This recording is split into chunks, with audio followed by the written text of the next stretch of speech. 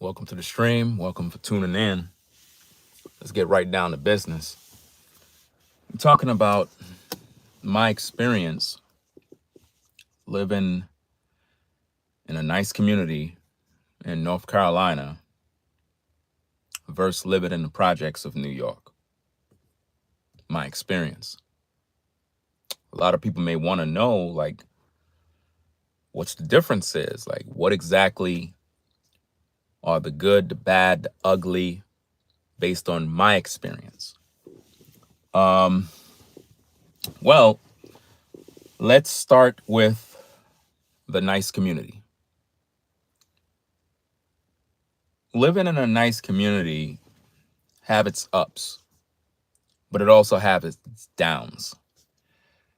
The ups is that the environment is very clean, it's very quiet.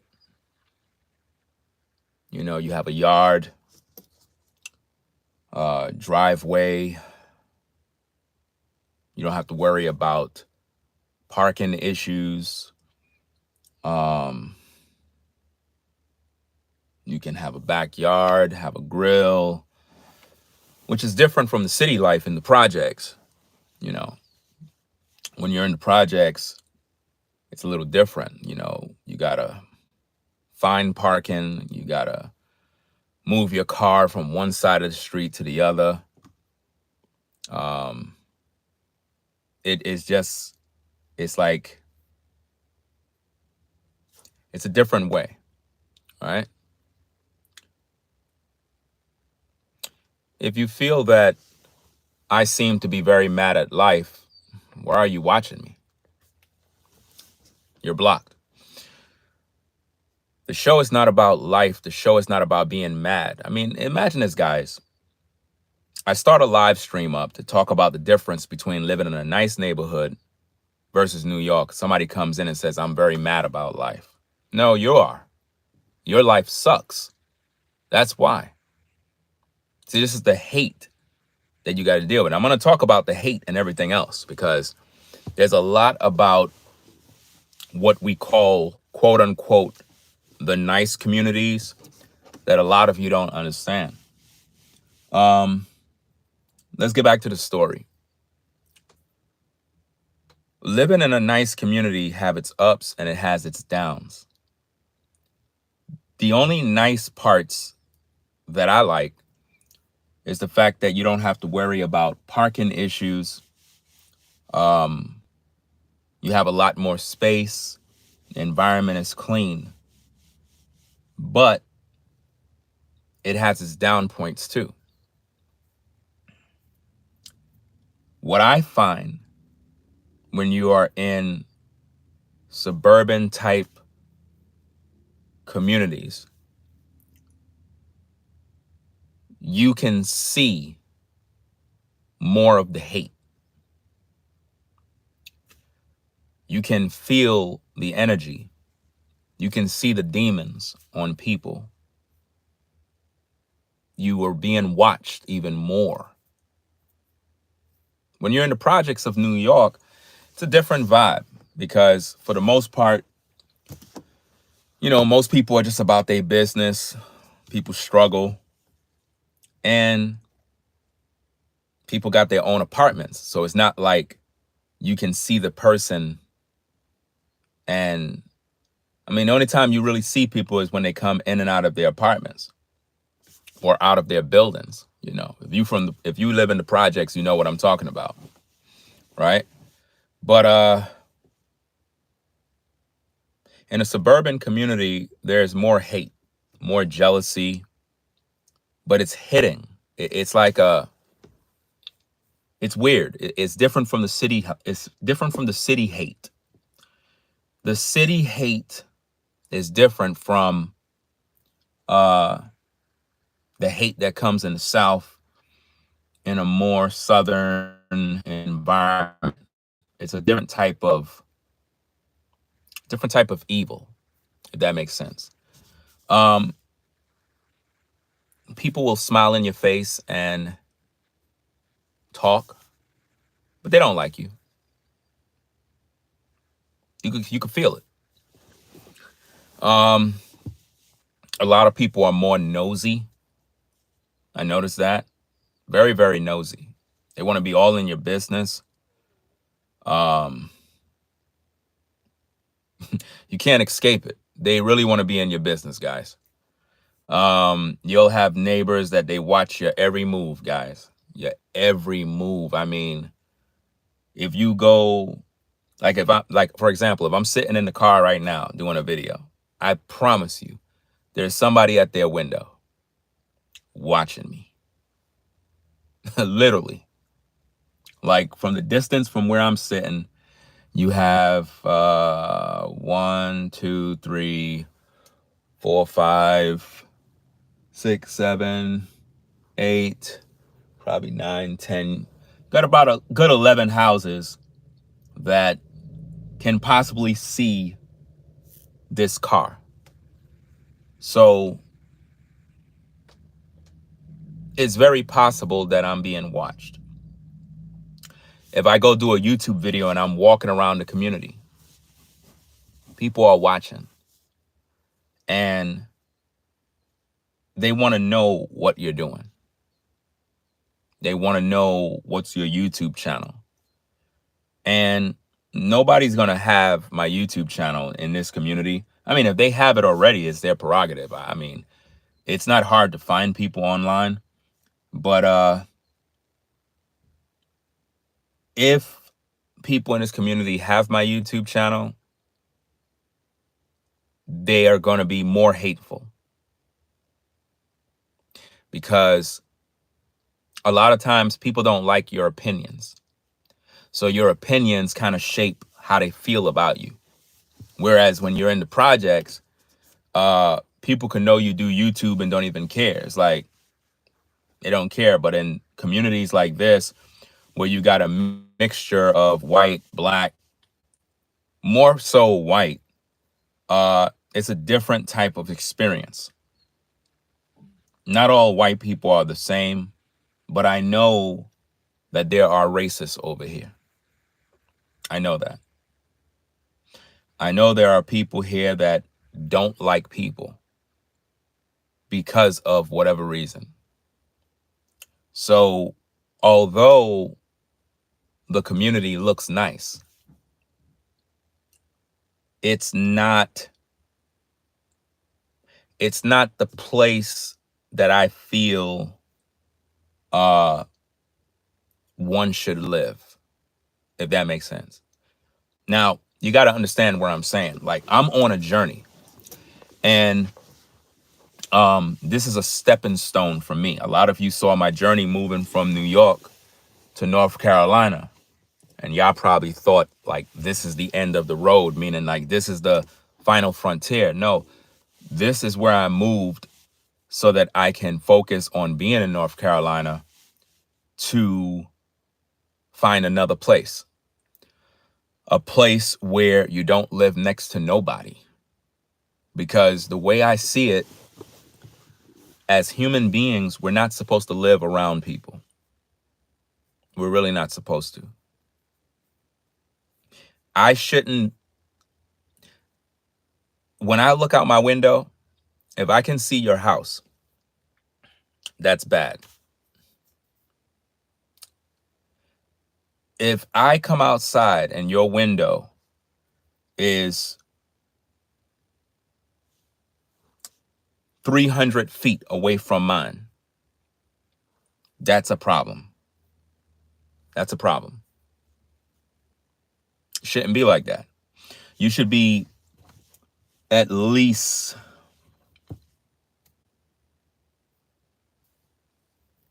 2 acres away, 3 acres away from one another.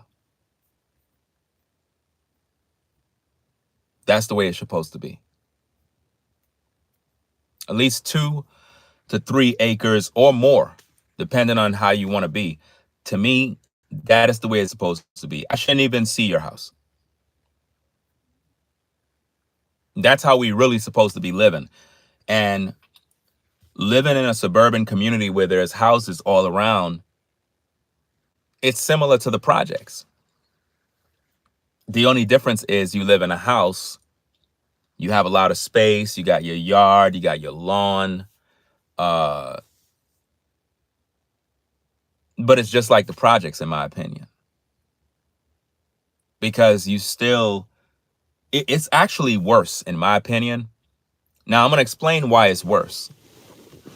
Um, in the projects, you're surrounded predominantly, and I'm just speaking from my own experience, surrounded predominantly by Black people. And when you're surrounded predominantly by Black people, you're accustomed to how they move, how the hood work, how people are in the streets. So you tend to understand how to interact with people. Whereas in this community, it's a different breed of people. So you're not accustomed to how other people move. So it's like you have to kind of have your guard up at all times. Whereas in the projects, you pretty much know how to move. But in suburban communities, it's a different beast. You have people that are working class people, business owners, farmers, but hate is still hate.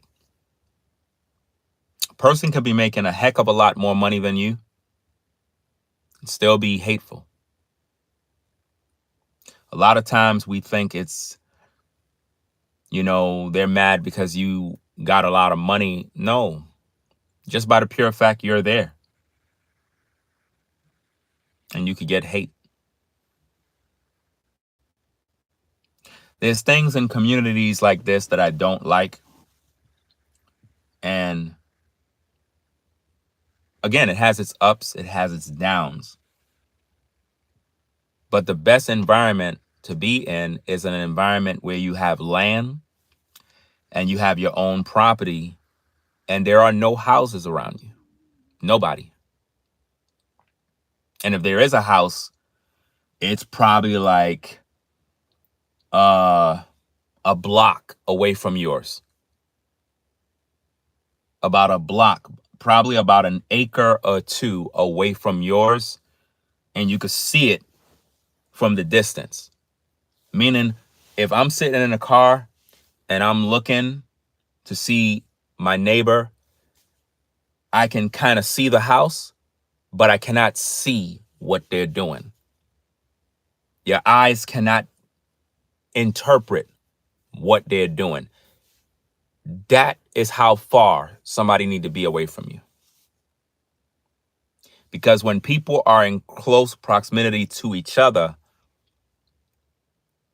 problems arise, no matter how you feel about it.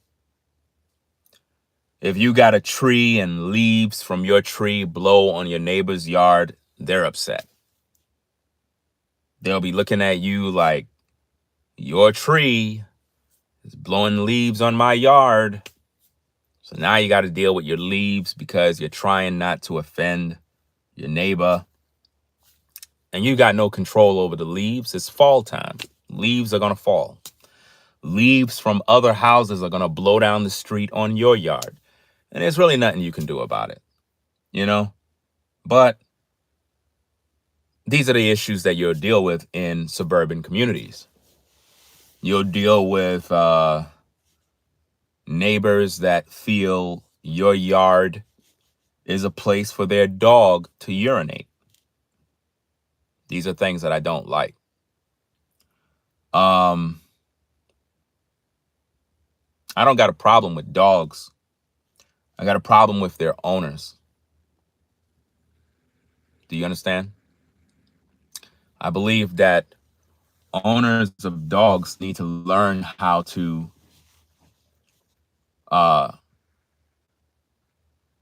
handle their pets the correct way. In other words, if you have a yard your dog should be using the yard to do what it needs to do. You shouldn't walk your dog and let your dog just do whatever it wants on other people's yards. It's so disrespectful. And I see this all the time in this community. I see this all the time. And I'm shaking my head because I'm like, this is not a park. I can understand if you go to a public park and you walk your dog and your dog does what it does. I get it. But when you're in a community where people have property, they're taking care of their lawn, and your dog comes and urinate on their yard, and I find that to be very disrespectful. So disrespectful that it's like, it's not even worth saying anything to people, because you realize a lot of people are just doing what they're doing to, I guess, provoke you and whatnot. I take care of my yard. I take care of the lawn. But from time to time, I get people from the community that do things that I don't like. And I've decided not to get upset. Meaning, when I see things, just don't even waste my time. Because I understand why these things are happening. It's because you're living around people that you're really not supposed to be around. I understand when living in the projects, you're in apartments, you have people upstairs, downstairs, left, right. You know, it's like you're in close quarters amongst one another, like sardines. It feels very boxed in. But in a suburb community, the only thing that's really nice is just that the community looks nice. That doesn't mean the people are. People are people, no matter where you go. Hate is hate, no matter where you go. Jealousy is jealousy, no matter where you go.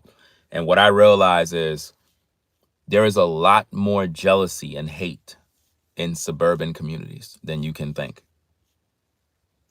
It is so hidden. It is so disgusting.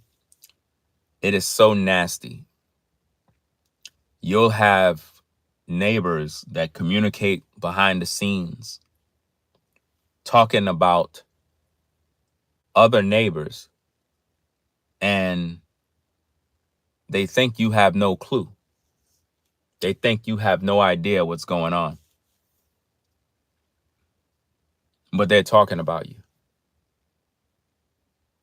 Plotting, in some cases, to see how you're going to respond. To see how you're going to react. What I learned in communities like this is you gotta really stay to yourself. You gotta stay to yourself, because you really can't trust nobody. I told you the other day I was doing some work on the lawn, and a black guy proceeded to walk by with his dog. Now, if any of you are into lawn care, you know taking care of a lawn is a hobby. It's not a game. It's a lot of money. A lot of you guys spend a lot of money. Trust me. You guys and you ladies that are into lawn care, landscaping, you spend thousands of dollars on this hobby. It's a fun hobby. Everybody loves the beautiful green lawn. So I renovated the entire lawn, gutted everything, dethatched, scarify, added new soil, overseeded, and things are moving, things are coming in, pretty good and whatnot. Grass is literally growing right now. Like literally, it's growing. So I'm watering the lawn, just having fun. Black guy walks by with a dog. He sees me. He walks on the lawn.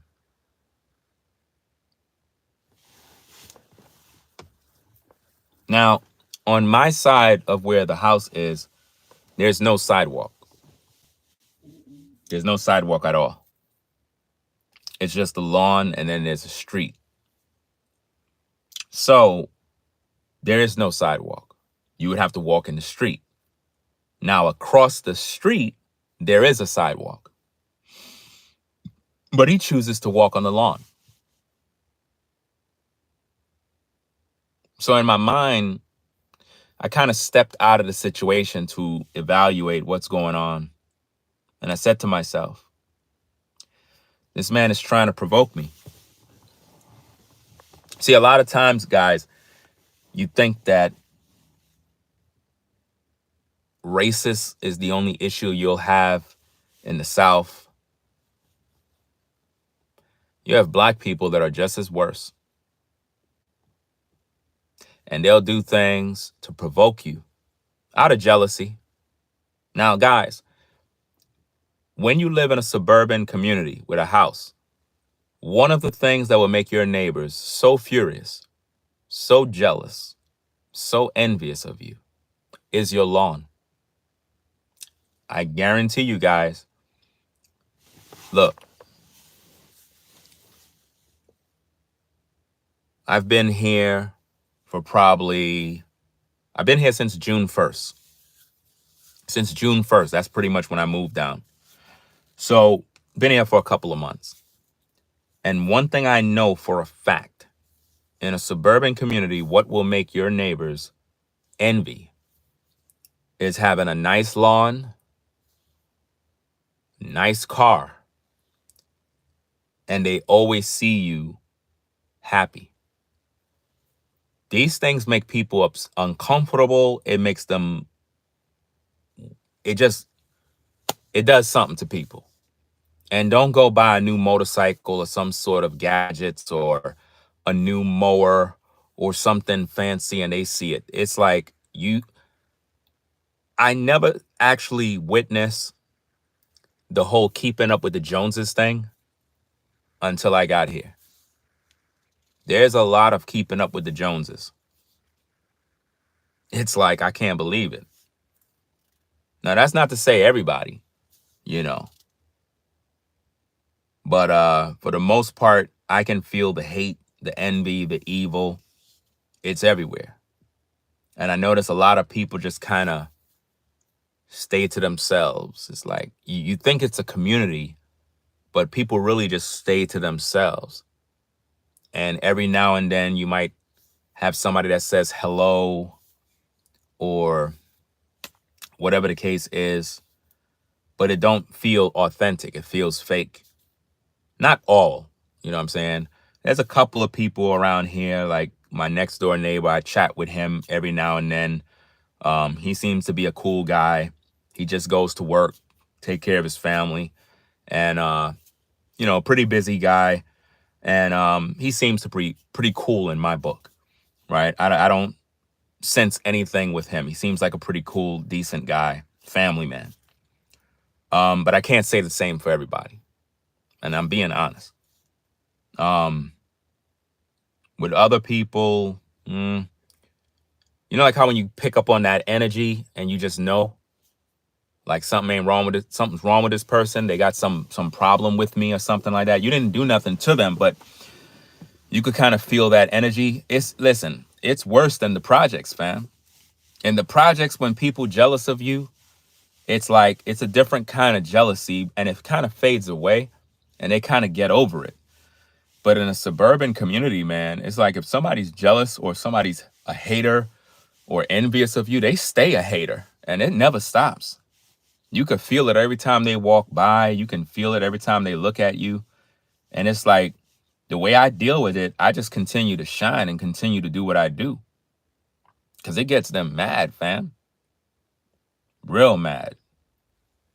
But the suburban life in these communities is no different than the projects. It really is. Like, even though all the houses are nice and you got your yard and everything, it's like the projects.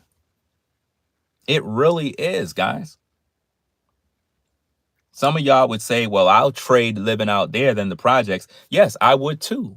But in my opinion, based on my experience, it's just like the projects, just that you got a house, you know? Because, look, it's like everybody's in competition with one another.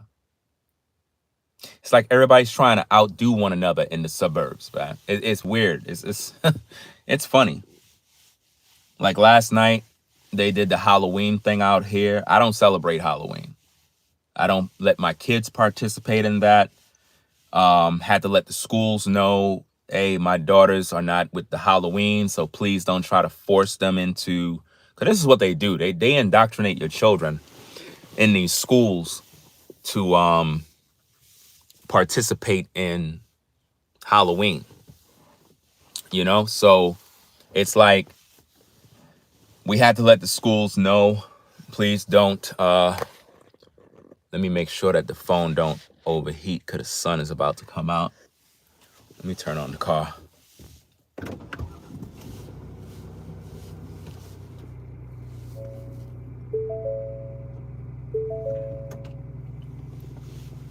Last time we were streaming, the phone overheat. It looked like the sun is about to come out.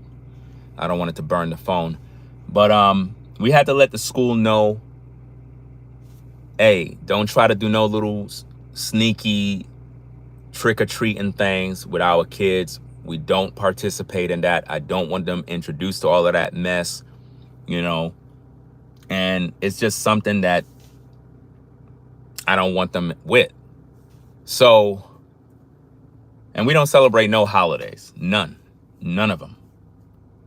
So basically, they did Halloween last night in this community. And man,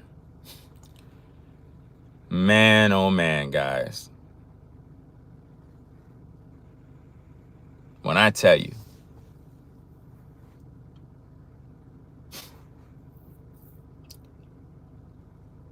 a lot of people follow the devil, bro.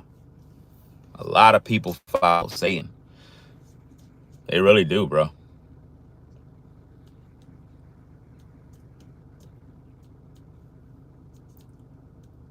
A lot of people follow the devil, man. Last night, no cap, it was as if though the gates of hell was open in the community. I've never seen nothing like that in my life. Living in the projects, never seen nothing like that in my life.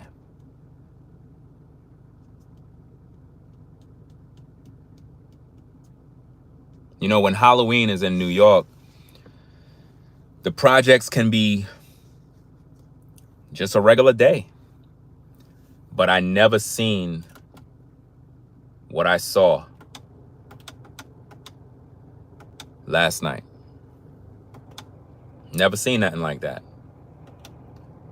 It's as if though all the demons came out to play. People I never seen before started coming in the community. Everybody started parking cars everywhere. Cars are all parked, like there was nowhere. Because first of all, the streets are very narrow. These streets are not parking streets. You don't park here. But there was so many cars. It was so congested with people. It was just like,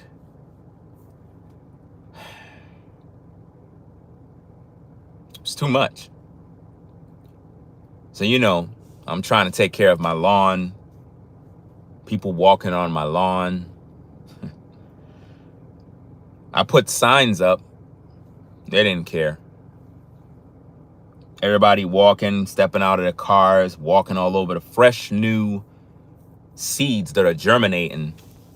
You know, when you plant a new yard, you're really not supposed to be walking on it because you're messing up the new grass that's coming in.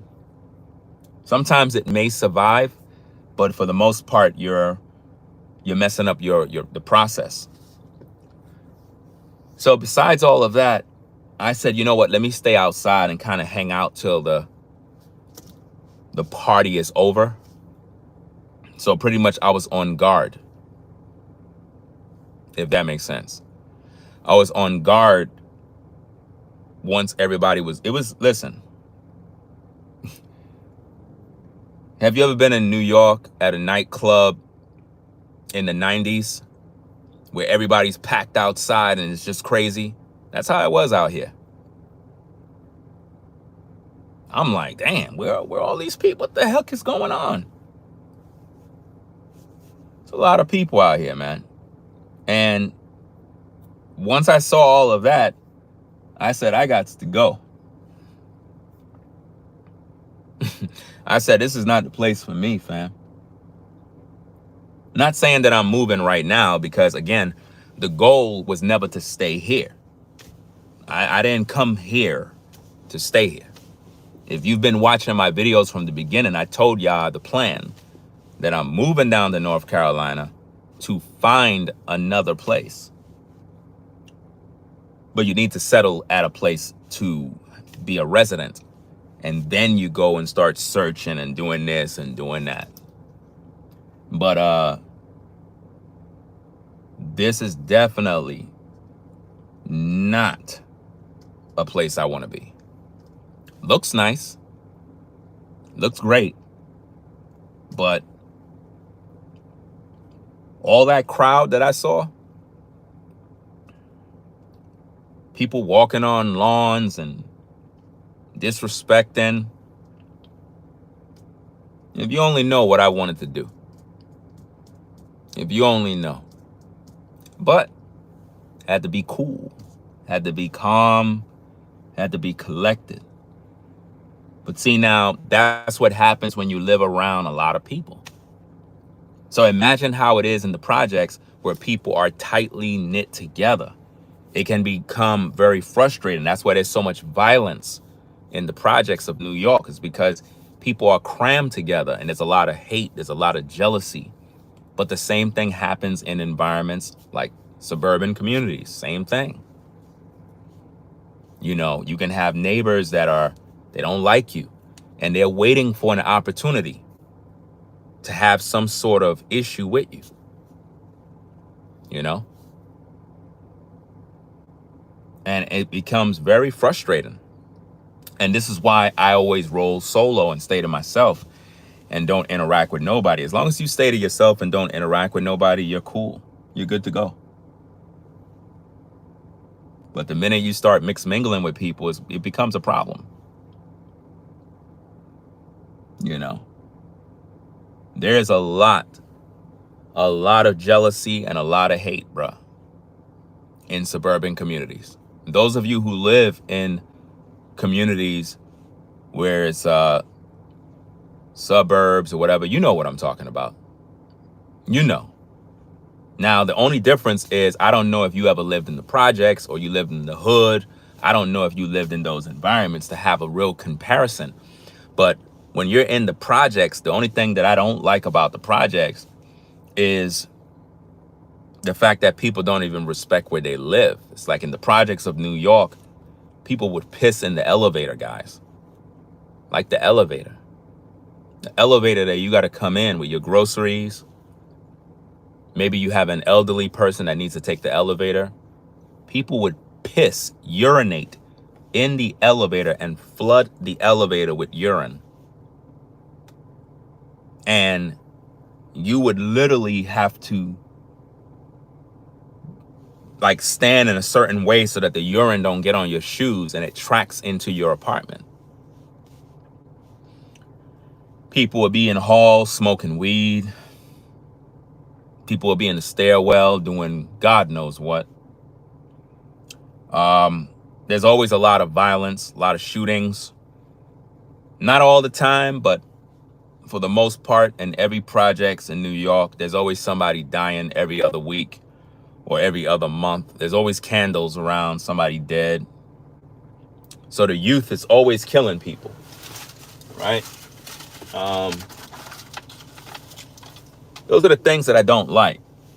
Like I said, parking is always an issue. I mean, I didn't have no car when I was in New York. I didn't have no car because there was really no need to. They had public transportation. You know, the subway system in New York is pretty much one of the best. So it's like, that's how people travel in New York. Most people don't have cars, even though traffic is the worst in New York. That's another thing. New York traffic is the worst. The worst. Driving this vehicle in New York is the worst experience because it's like, you're always concerned somebody gonna hit your car because the way people drive is like, my goodness, bro. Too aggressive. Overly aggressive.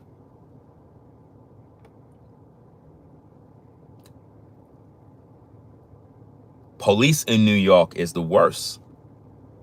You know, they're the worst, guys. New York, I don't know. Maybe there's other states that got bad police, but New York cops is the worst. Sad to say, you know, I don't trust none of them. I had no issues with cops in North Carolina. They seem to be very stand-up officers that show respect, and I don't feel any hostile energy. I had a couple of conversations with different officers in North Carolina. They seem to be cool.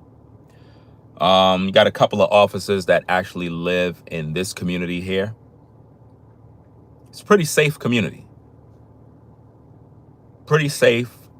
There have been times I left the front door open, garage door open, fell asleep, got up the next morning, forgot my door was open, forgot the garage was open and whatnot, but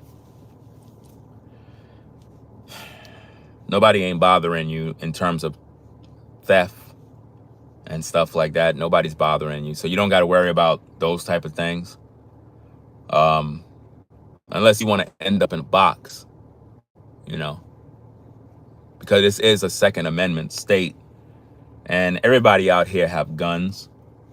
You hear people having target practice every now and then. So people are pretty much waiting to put a cap in somebody if they try them. So I think that's probably one of the reasons why there's no crime. Because people understand that aspect of community. But at the same time, there is jealousy. I can feel it. I can feel it. And it's a sad situation because when you think of community, you have to really learn to get along with one another. Because the goal is to have peace. The goal is to raise your family. And it's not really a place to just be competing against one another and being hostile and judgmental. But that's how it is when you're around so many different types of people. It's like people are very judgmental, especially if you're a black man. A lot of times, man, people are very judgmental in the South. I remember somebody had warned me about that. There's like, Ringo, when you get to the South, don't think everything is sweet. You know what I'm saying? It's a different type of environment.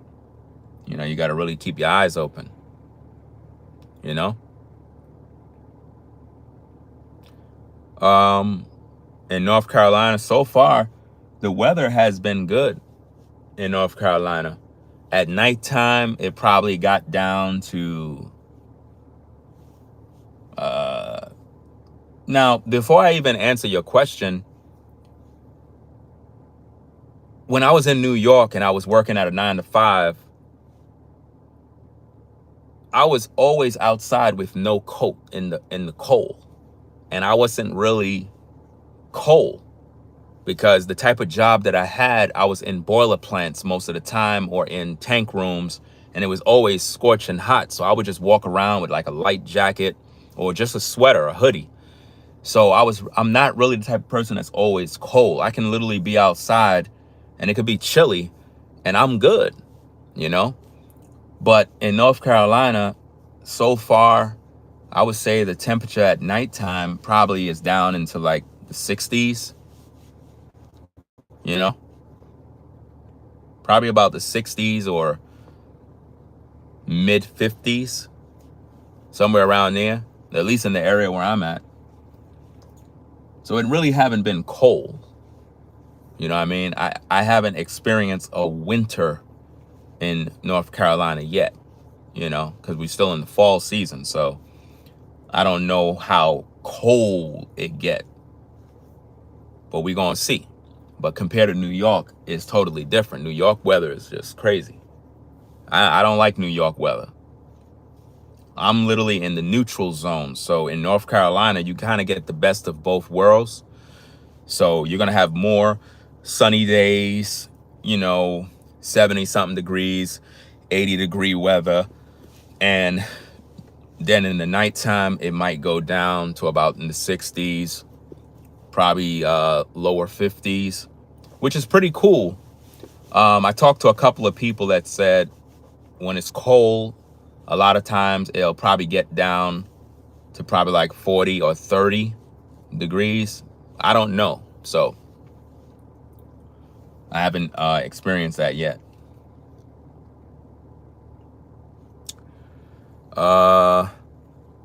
Song of the South says, people are judgmental in the South. You have to carry at all times. People will try you down here. People are the same everywhere. Yeah.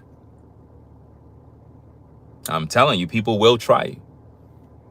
Because the gentleman that was walking with the dog, he tried me. And I had a few words with him. And I was going to further escalate the situation. But then I said to myself, that's what he want. He want a scene. That's what he wanted. Now, you already done know, if you from New York and you come down here, you already coming with that energy. You ain't here to BS with nobody. And most people from New York don't take no ish from nobody. So I was ready to deal with that dude. But then I said, I got a lot to lose. And for what? Because he stepped on the lawn? It's not worth it. It's not worth it. It's disrespect, but it's not worth it. That's why I put up signs. And even though you put up signs, people are going to still disrespect. That's another thing that I've learned about this community. I could put up signs, like, for example, I don't have it on tape, but I saw something yesterday that made me shake my head. And this is one of the reasons why I don't let my children play with nobody in this community. And I won't let my children play with anyone in this community. No one. I was looking out my window and I saw some kids come from school. They were walking towards that direction. I looked out my window. They stopped in front of the house and they read the sign that I have by the grass. And I saw one of the young white boys. He looked at the sign, read the sign, and I'm reading his lips. And it's almost as if he said, step on lawn? I can't step on a lawn. And I saw him spit on the lawn.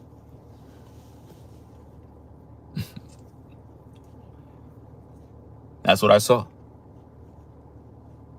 Young white boy, probably about 13. So he knows better.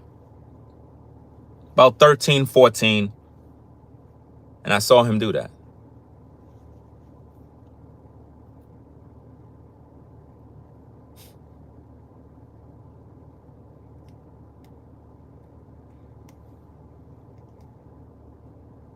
And when I saw him do that, I saw the hate. And it told me everything I needed to know about his parents. It told me a lot about the community. that if you see a sign on the lawn that says, please don't step on the lawn, and that bothers you to the point where you got to spit on the lawn, you're a very sick individual, and I don't want to know them. That's why I stay to myself. See, in the projects, you don't got to worry about that. In the projects, you don't have to worry about people spitting on your lawn. You don't have to worry about people walking on nothing because you don't got no lawn.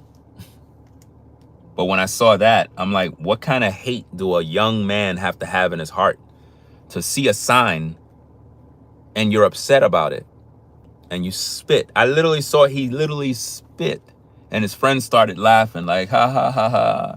And I'm like, if you only know that you cursed yourself by doing that. It's wicked, fam.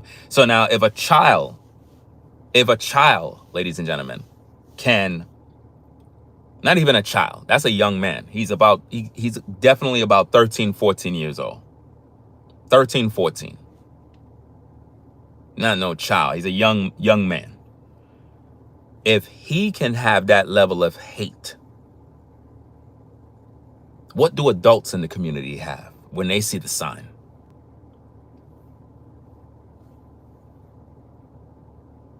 Because some people feel they're entitled to step on your lawn. No. Think about this, guys. If I was to go on my neighbor's yard and urinate, they would call the police and have a fit, pull out guns. So what makes them think that they can do that by mine? Entitlement. A lot of people feel they're entitled to do whatever they want. And they want to control other people. So they'll try to test you to see how far they can go. That's what they do.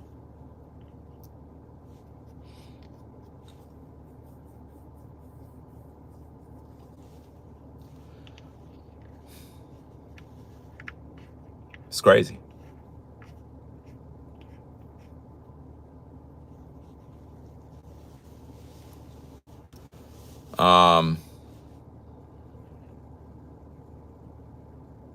You said get those sprinklers that come on as soon as people step on the lawn. I'll have stuff like that at the next place I get. That right there would have to be something you install, and I don't got time to do all of that. That's just unnecessary spending at this point. Environments like this is not worth doing that. The best approach that I have is not speaking to nobody. I know, and you know what's so interesting, guys? With the whole Halloween festives last night, right? If you've been listening to the video, do you know not one person came to my door for any sort of trick-or-treating? Not one person. I saw them literally going to everybody else's house. I'm literally looking, because I was in the car, and then I got out the car and started watering the lawn. And I'm kind of just watching how everybody moved, to see how, just kind of getting familiar with how people are when it's Halloween. Not one person, not one family walked up the driveway. Not one. It's almost as if though whatever spirit is operating in them know that I'm with the Most High, and they know not to enter. It was amazing to watch. But with the amount of activity that was going on last night, there's too much people out here.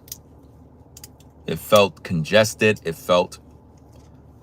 Didn't feel good. It felt like I was surrounded by demons. That's why I said the gates of hell opened up last night in the community. No cap. It was as if though demons were walking the earth, and I was the only saint that was outside in the midst of darkness. And I was standing there fearless in front of everyone while they were doing their thing, and I was just there observing the activity. And there was so many people out here, man. It was just, man, it felt like, you know what it felt like? If you ever been in New York in Times Square, that's exactly how it was. That's exactly how it was, guys. If you live in New York and you know how Times Square is, how everybody just crowded around, that's how it was. And everybody in demon outfits and witches and warlocks, and it was just dark energy, and you could feel it. It's like if everybody had a demon. My girls was upstairs, safe, and I was just outside on guard, making sure everything is right, making sure there's no stupidness, making sure nobody's fooling around, nothing. Because if anybody would have did anything, they going in a box. Because I'm not playing any damn games. Because when you have those type of demonic holidays, you got people that will do weird things, man. And I kind of just watch everybody, watch what people do, and, you know, make sure everything is safe, to see that people are doing what they got to do. Just don't disrespect. You know what I mean? But my experience living in this environment taught me a lot about people. It taught me that there are different levels of hate, different levels of jealousy that is more hidden than from when you're living in the projects. The hate out here is next level. Now, we're not talking about hate as if though somebody come up to you being a hater. The hate is in silence. You can feel it. You know it. A person don't have to speak to you. You just know.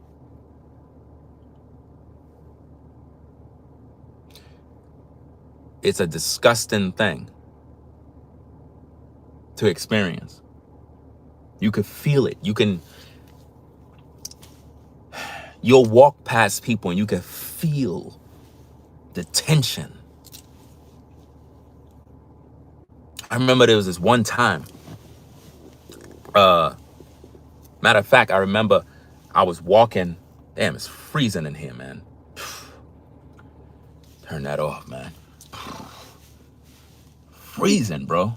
I don't know why I keep doing that, man. Like, I'll leave the AC on, freeze. I'm trying, but the sun is not even out, so I don't even know why I had it on. But there was this one time I did a video. I think y'all, those of you that follow the platform, you probably remember when I told you this. I was walking, doing a show, a recording in the community.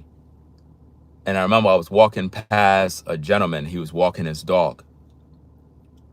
And I said, good morning. He just ignored me.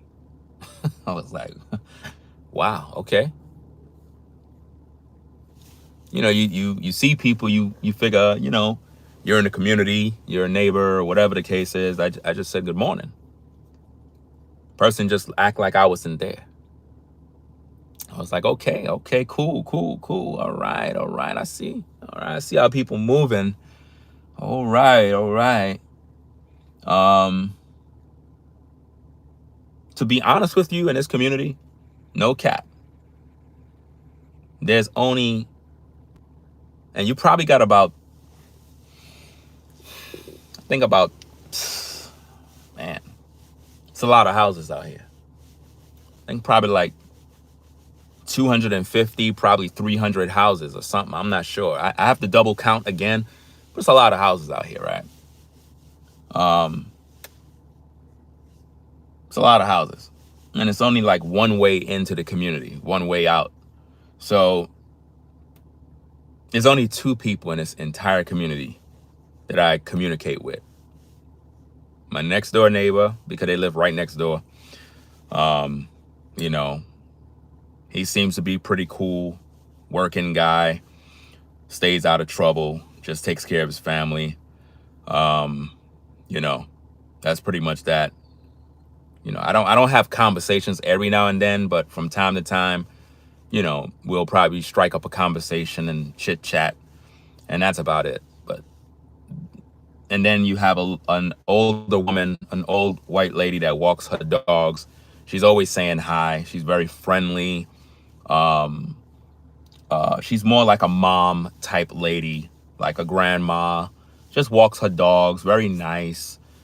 She's always saying hi to me, always saying good morning. Very, very nice lady. She's a nice lady. I can feel her spirit. She's very, very nice. Very wholesome. You could just tell she's a nice lady, right?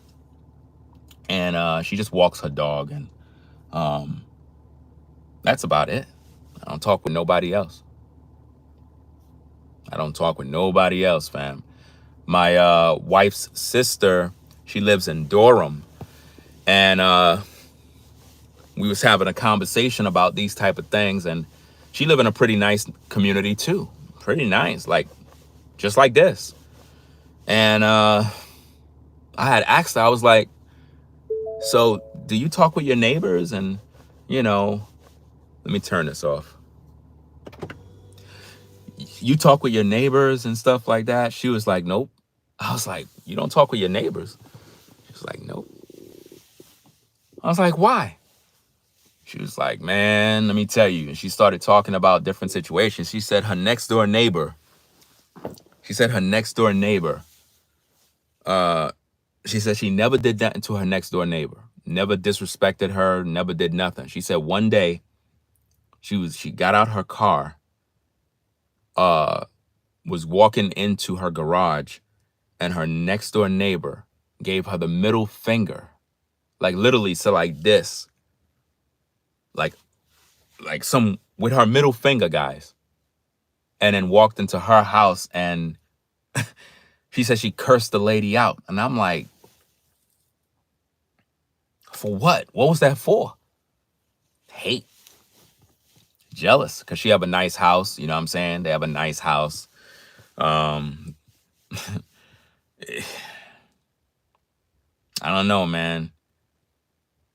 I know a lot of you deal with stuff like this. I know I'm not the only one. And again, I've always lived in apartments in New York. I lived in a couple of apartments, and then moved to the projects. And it was supposed to be a temporary thing, but we ended up staying there for a minute. We had some kids and whatnot. And then I just got tired of being there because I just didn't want the environment. I didn't want to raise kids in that environment.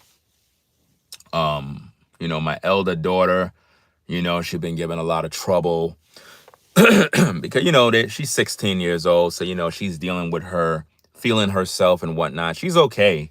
You know what I mean? But we have our ups and downs and whatnot. Pretty much everybody have that with their kids and whatnot.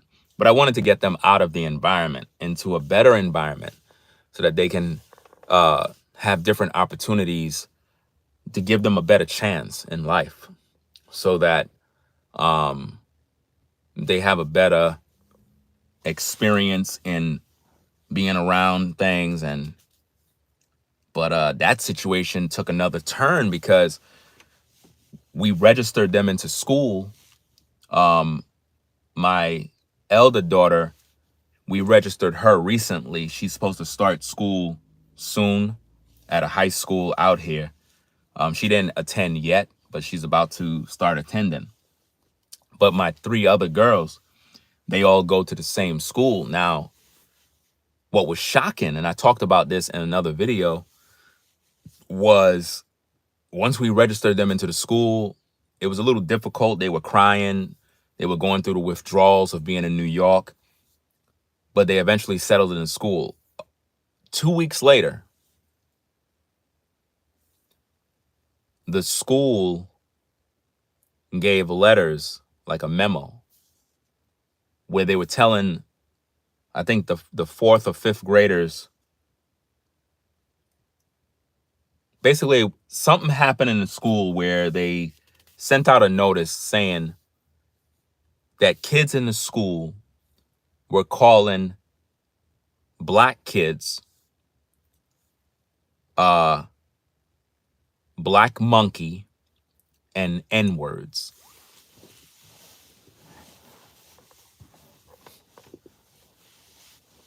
2024.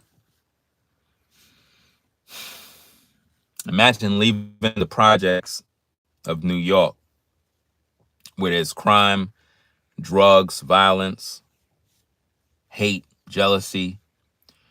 You come on down to North Carolina to the South Side and nice community, trying to bring your kids away from the evil, only to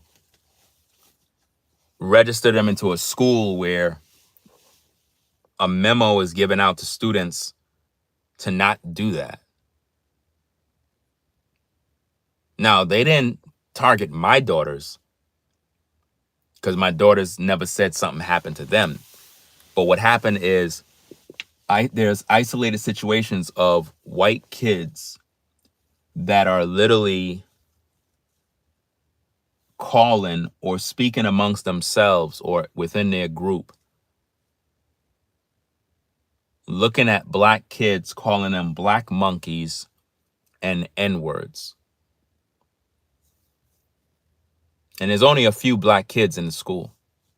So I'm assuming that the reason why they put out that memorandum is because it's a possibility that they were targeting my daughters.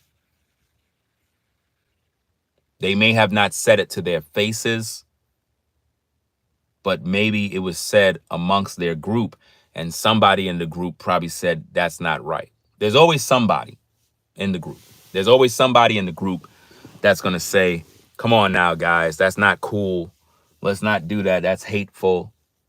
But if you got young white kids that are in the 3rd grade, 4th grade, 5th grade, calling black kids monkeys and N-words, what that says about their parents. What that says about the parents that are raising these kids. It says that the parents are racist.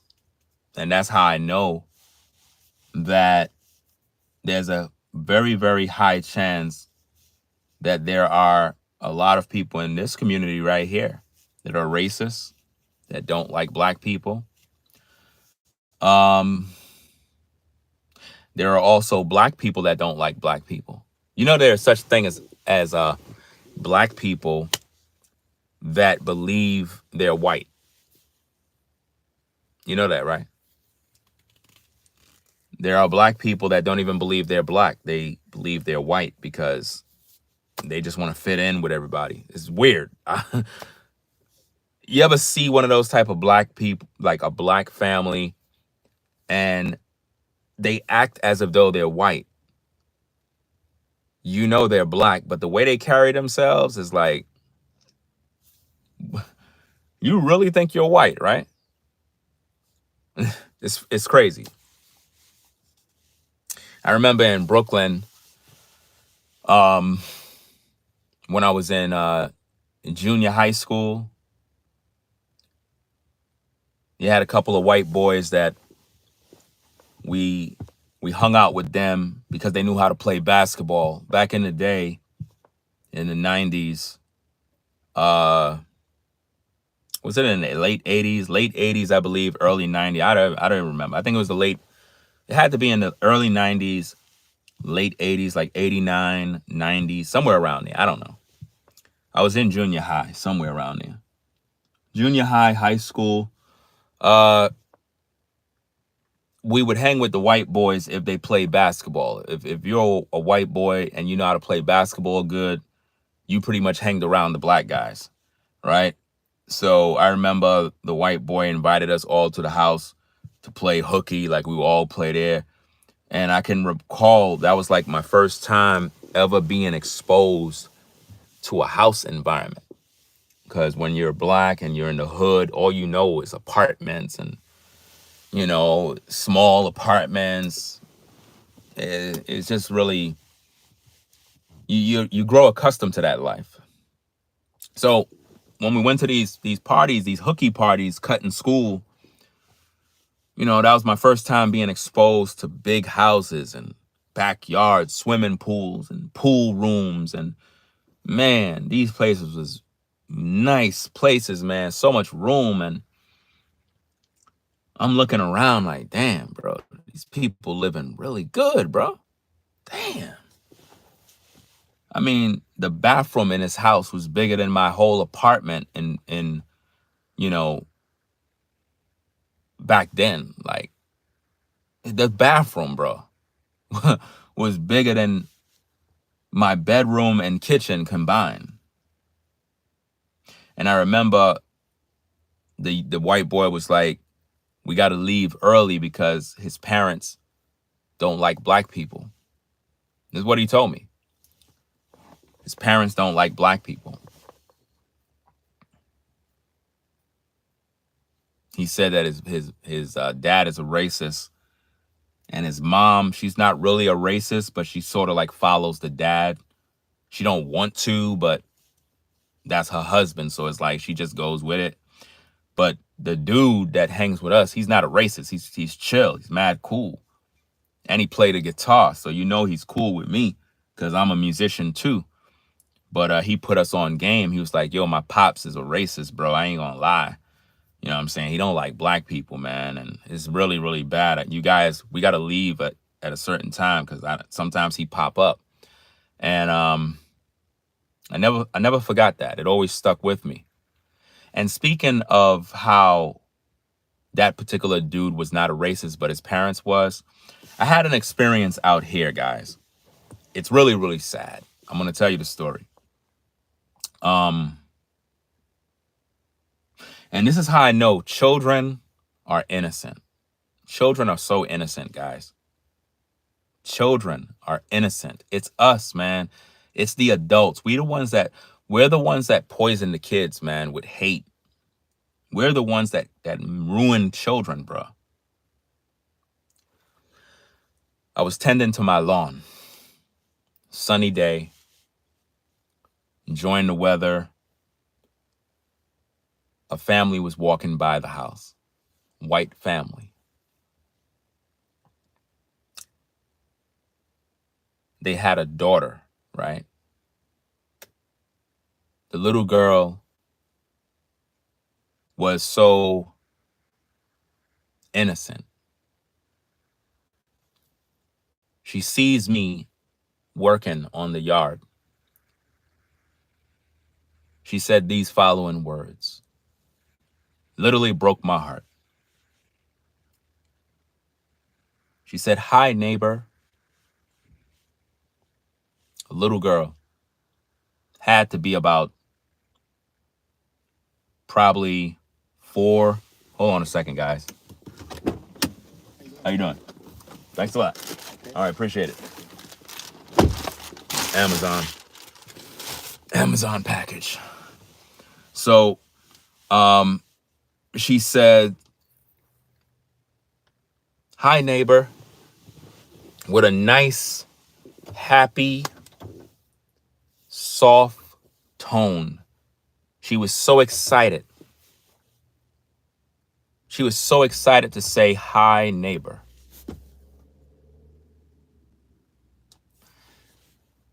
But her parents didn't even look my way. When she said, "Hi, neighbor," I waved my hand and said, "Hi," being friendly. The parents didn't even look my way. It's almost like if they were offended that I even said hi back to their daughter. I was like, this is sad, bro.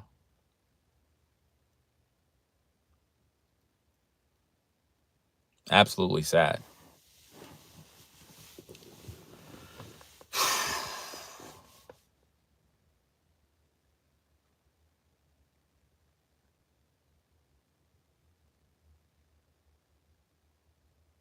Yeah, the parents definitely seen me. I mean, everybody in this community have to know who I am by now because I'm the guy that works on the lawn. Like, literally, I'm the guy that works the lawn, like put my all into it. Because when you have a lawn and you're working with it, Those of you that are into lawn care, you know the headaches, you know what it's about.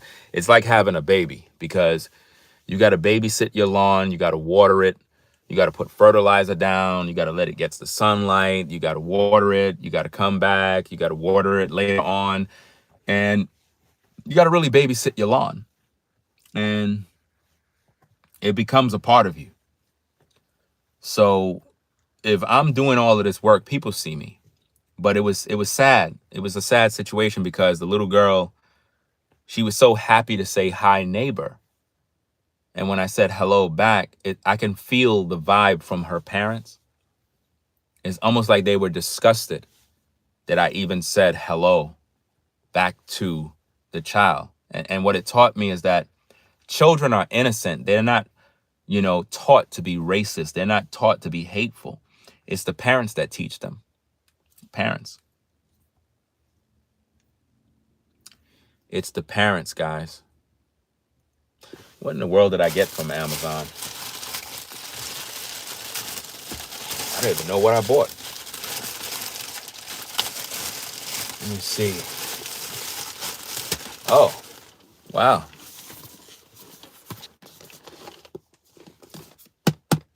Good old ring. Whatchamacall that thing? Solar panel. I already got one up. I bought one for my other camera on the other side. The battery is low. And I said, you know what? And what's so crazy is I ordered this morning, and it's already here. This is crazy. Shout out to everybody from Amazon, fam. Y'all be doing your thing, bro. Shout out to everybody at Amazon, man. Y'all be coming through, fam. Y'all be delivering on time. You know how it is when the Amazon people pull up, bro, you get happy. So, yeah, man. And this is why I don't like to talk to people's children, especially in communities like this. I just kind of stay out of the way. It's like after that experience of saying hi to the child that said hello neighbor, I'm not going to say hello to no more people's children in this community. The reason being is a lot of people are weird, fam. Very, very weird. I can literally feel the vibes from people.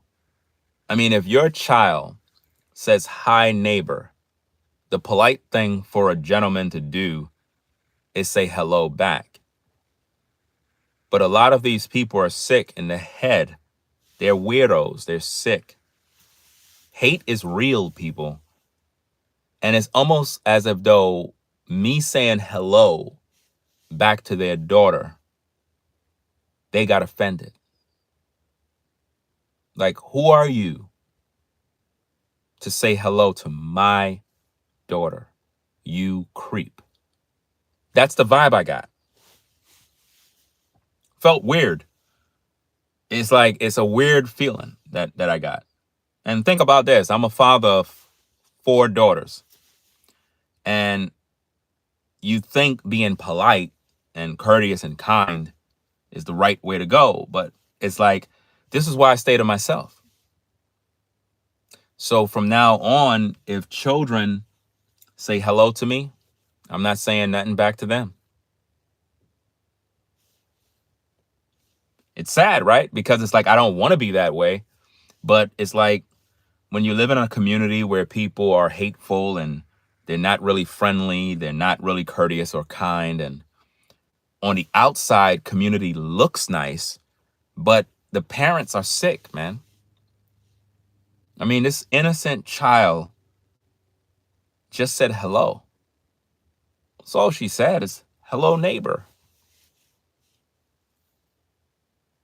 I just waved and said hello back. Parents were cold. I'm like, damn.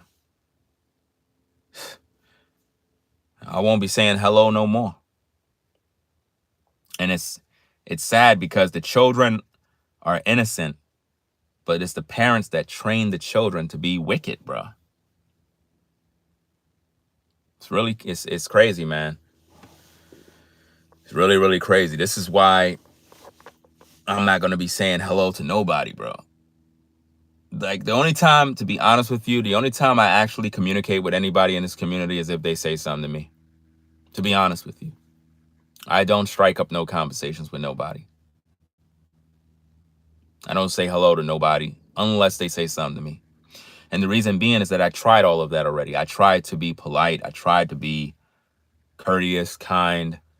And what it gotten me was stares, people just being silent and rude, or they just ignore you. Like you didn't just say hello. You didn't just say good morning. It's very, very weird, guys. And I remember when I was filming and doing YouTube content out here, a lot of the kids kept asking me about, what's your YouTube channel? What's your YouTube channel? And it was very annoying, because as an adult, I feel it's inappropriate for children to be asking an adult what is their YouTube channel. Because I'm an adult, you shouldn't even be asking me those type of things, And they would do this every day. I'm like, listen, man, why y'all keep? And it's like every time they ask me, I would tell them, no, like, I'm not telling you, or I'm an adult. You shouldn't be interested in adult channels. It's not for you. You're a kid. But they kept insisting. It was almost as if though they're asking for their parents. Like, their parents want to know. But they send the children to ask. And I remember this one time, a young girl, she had asked, she was like, why is it that we can't know about your YouTube channel? And I just said, you know what? Enough is enough. Let me tell her straight. Because I don't want everybody in my business. She said, oh, okay. And she left. Because that's the only reason why everybody want to know. So they could be in your business. Not because they want to support you as a viewer, as a subscriber, but just to keep tabs on what you're doing. Sad, man. There's a lot of people, man, that don't understand the experiences living in a suburban community from the projects is actually worse, guys. In the projects, I didn't have to deal with none of this. In the projects, it's a different type of vibe. Now, granted, in the hood, you got violence, you got a lot of street dudes, you got a lot of drama, but there's a certain code in the Black community, in the projects, that is so genuine that you can only love. You can only appreciate. There's a certain vibe that you get. And to me, the vibe that I got from the Black community in the projects, it's a vibe of, we know we're Black, and we know we in the hood, and it's a certain salute we give one another in the hood that is genuine. It's not fake. Now, in the hood, it can be treacherous at times. It could be real. Things can go left. But in the hood, and no matter what hood you from, in Brooklyn, Queens, Manhattan, there's a certain level of respect that everybody in the hood give one another. It's a certain, I can't explain it. It's a certain kind of respect. Even if you hate me, even if you jealous of me, there's a certain code, there's a certain respect that you give one another no matter what. You could see a bunch of dudes by the projects, and if you just pull up and be like, yo, what up, y'all? Y'all good? Everything good? Yeah, yo, salute, bro. Salute, fam. Hey, y'all good? Everything right? All right, cool. And everybody salute you. Keep it moving. It's just respect. I don't feel that over here. I don't feel that here.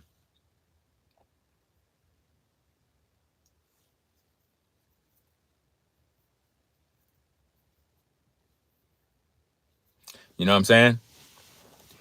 When you're in the projects, there's a certain code, there's a certain level of respect. Like, it's almost like we're all one family, even though we beef with one another. I can't explain it. It's like, it's difficult to explain it in words.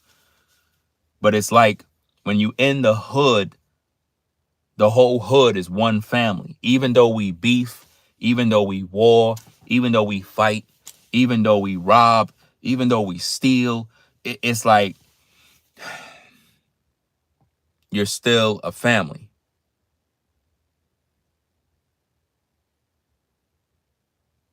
Even if you don't know one another. Even if you don't know one another personally, you still show respect. If somebody died, you may not have known them, but if the candles is in front of the building and the family is there and you see them, you be like, yo, my condolences. You know what I'm saying? Or you might attend a funeral.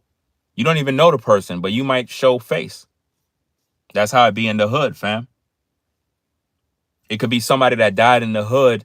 They live in your building and you didn't know them, but they lived in your building, fam. So it's like, fam, I got to go to the funeral too. I don't even know Cat, bro, but he lived in the building, so I got to show my respect, man. So let me attend the funeral. And you see everybody from the block at the funeral, and it's like, damn, everybody showed up, bro. That's crazy, man. That's a different type of vibe, a different type of energy.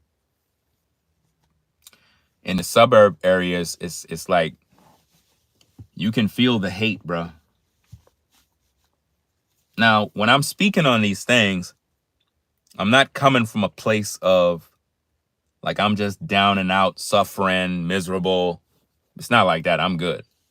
I'm just sharing my experiences because I stick to myself. I focus on my family and that's it. You know, as far as I'm concerned, I'm the only one here. You know, I'm not focusing on trying to mix mingle with people. I'm just giving you my experiences from the project life in New York, from the life in the suburban areas in the South, in a nice community. Community is very nice. Community is clean. There's no crime. There's no gunshots unless people are target practicing because people got guns out here.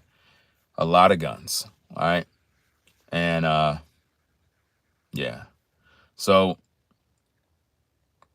environment is good. No crime, no violence. You have multiple police officers that live in this community. And I'm pretty sure everybody is not a racist, of course. You know, I'm speaking my truth, my experience. You know what I mean? And what I'm seeing is people stick to themselves. It's like there's no. But what's crazy is when Halloween was going on last night, it's as if though everybody was one big family. It's weird. Last night, it was as if though everybody in this community was together. It felt almost like being in New York in Times Square or being around the projects when it's a hot summer night and everybody's out. Because last night temperature was pretty nice. Even at night, it was like in the late 60s, somewhere around there. But now that the Halloween thing is over, it's like everybody just went back to their life. It's weird. It was packed out here, crowded. Bumper to bumper cars everywhere. You know? Yeah, the devil bring them together. It was crazy, man. It felt like everybody knew each other. It was as if though every family in the community knew each other last night. It was weird.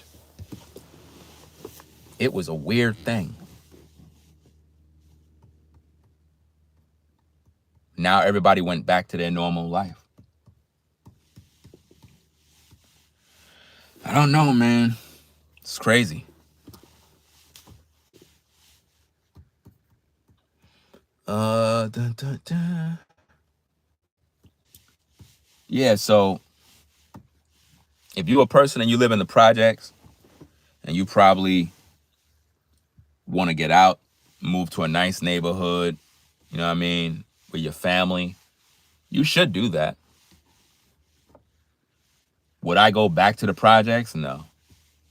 Living out here is way better than living in the projects. Trust and believe me. Way better. But with every upgrade, a new level, a new devil. New level, new devil. No matter how you see it, no matter how you slice it, you will deal with the issues.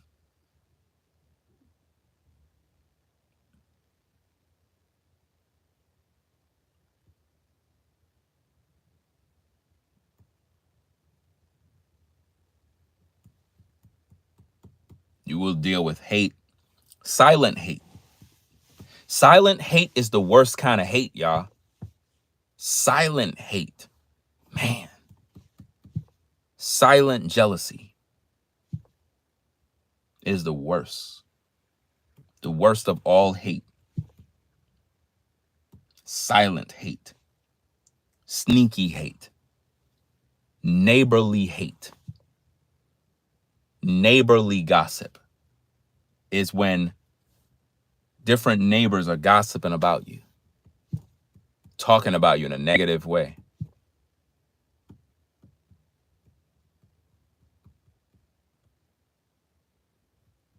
If you make an upgrade, there got to be something you got to give up. There's going to be something that's going to be out of pocket. Like I said, living in these communities, it looks good on paper, looks really nice, but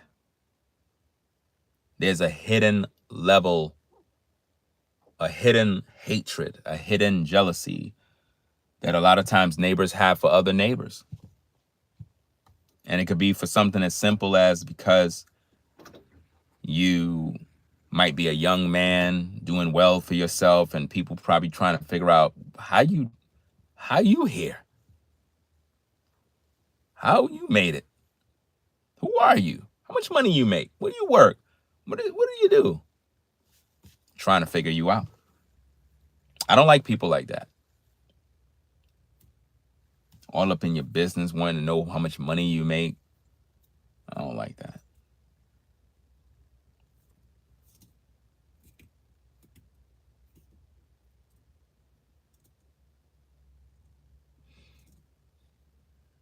And also ignore the trolls, because you're going to have trolls that come in here posting stupid comments. They're not even understanding the video. The video is not about me moving anywhere. The video is not about me leaving. The video is not about I'm in a horrible environment. The video is to share my experience. That living in the projects is no different than living in the suburbs. Basically the same thing. The only difference is you live in a house. But it's pretty much the same thing.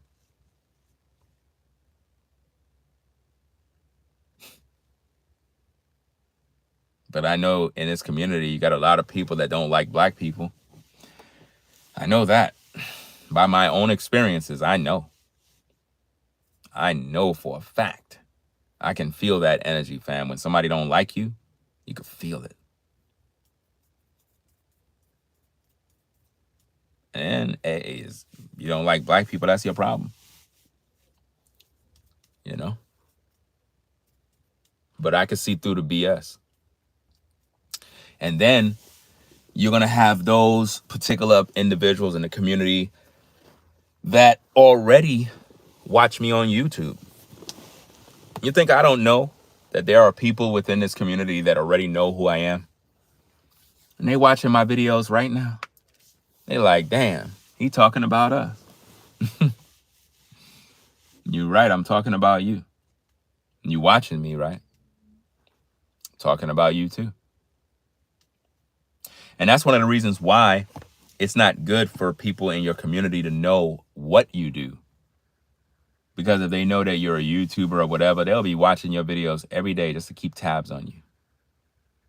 Just to watch every move.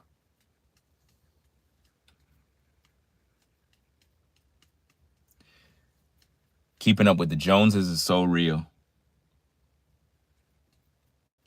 People will see you with a nice car. They'll go buy a car just to keep up. They'll go in debt just to try to prove something to you. I don't know, man. Let me see what people's saying. It says, my community is old Latino who founded this area, so they have a mixture of Native Americans and Black Americans, bloodlines and Spanish. They are the foundation and are welcoming. White people came. I wouldn't say bro slandering, just speaking his mind. Somebody said that I'm slandering somebody. Let me see.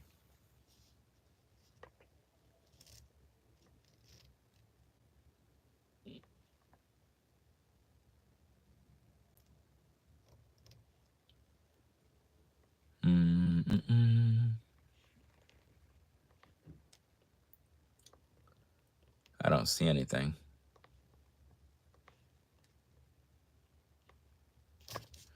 I don't see any comment. Probably this damn text too small on that phone. People don't like when you're doing better than them. Yeah, definitely that. But the thing is, people don't understand the magnitude of how you got there, though. Like how I got there. Like it's all hard work, man. Nothing came overnight. It's like it's hard work, man. Still, I got to do a lot more hard work.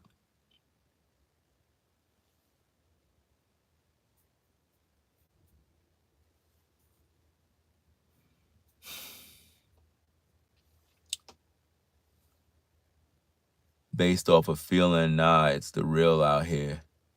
So casual about it. And these people don't work hard.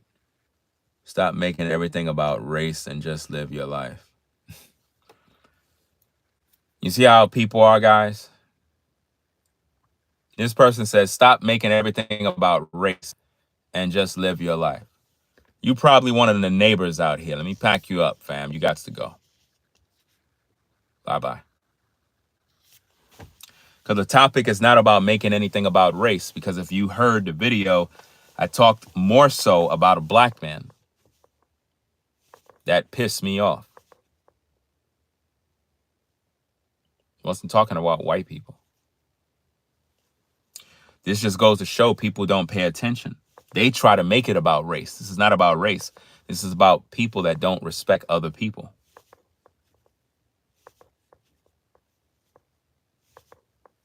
If people respected people, the world would be a better place. A lot of people think they're better than the next man. That's why we have problems.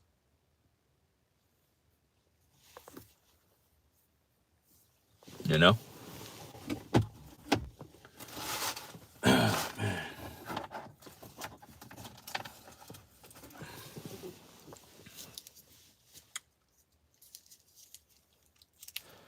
see what we got.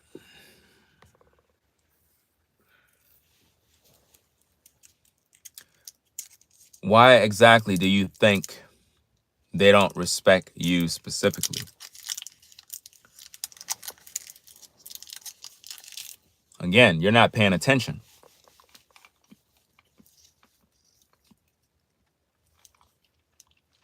Topic is not about they not respecting me. The topic is about my experiences. And I only talked about one person.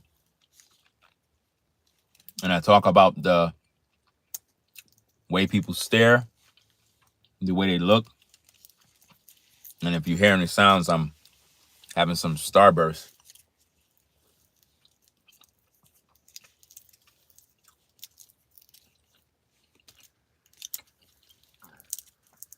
These are good.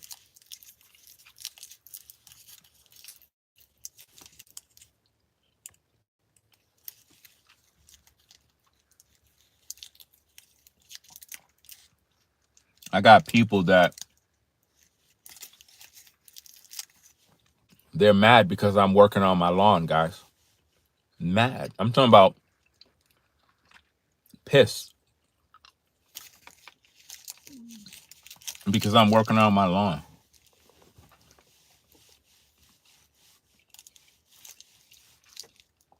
You could feel the energy.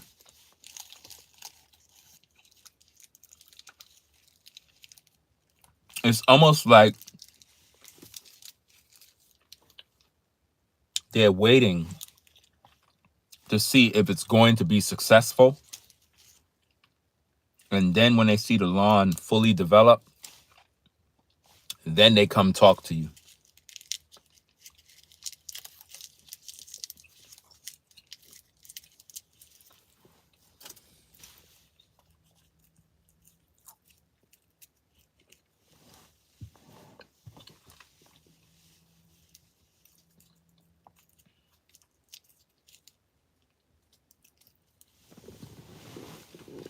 Said nothing but the truth. I'm experiencing this right now. Moved from Miami to Central Florida. I'm telling you, there's people out there that's going through the same thing. They know what I'm talking about.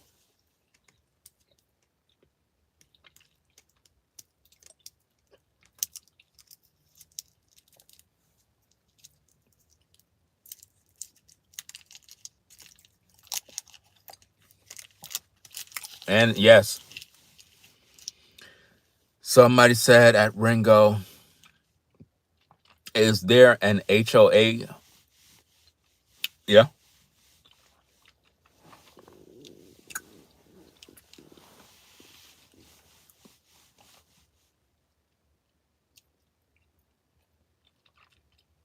Now, based on what I experienced,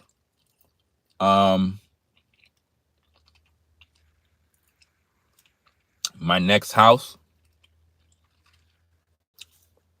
I'm buying the land. Because here's the problem. And I apologize. I'm eating candy. Need to get my energy up with some sugar. My advice to people is this. Never buy a house, move in a house,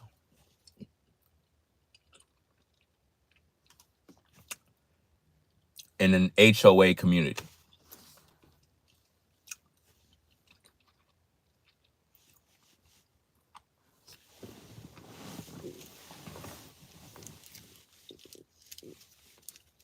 Never do it. I'm going to explain why.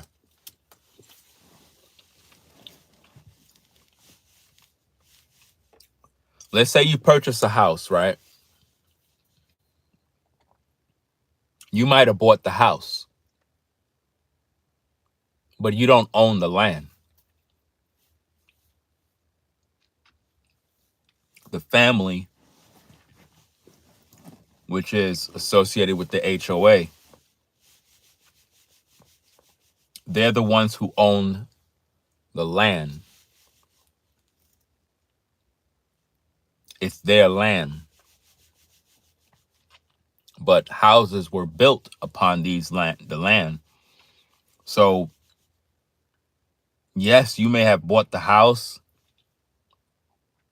but the HOA make the rules. And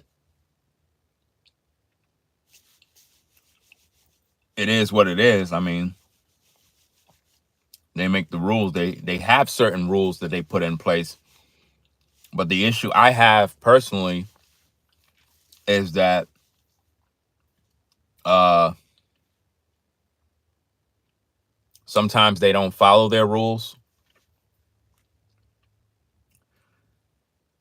Sometimes they don't enforce their own rules. They break their own rules. And it make it frustrating to live in these communities because when certain things happen and you reach out to the HOA, it's like they look at you like you crazy. Like, who are you? And then nothing gets done. So they put you in a place where it's like you just don't care no more.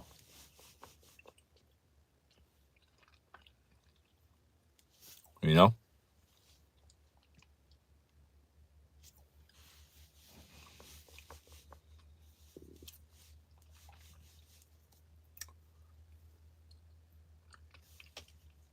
There's some HOA communities, if your neighbor see you washing your car, they report you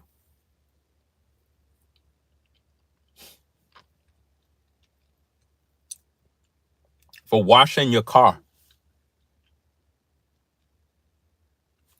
Hello? Yeah. There's a neighbor out here. Mm-hmm.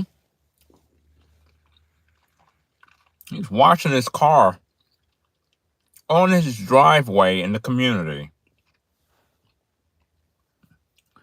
I don't like it. It's not pleasant to see. You got soap coming all down the driveway.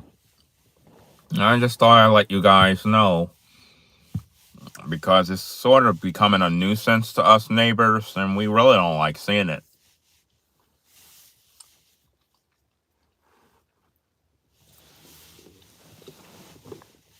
Now you're getting fined for washing your car with the water you paid for. With the water you pay for. Imagine that. The water you pay for, you trying to wash your car, they're busy reporting you.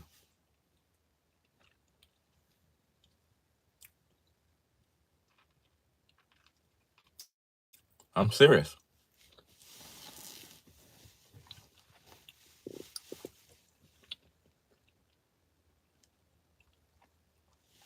I could wash my car over here. But I'm saying in some HOA communities, you can't do nothing.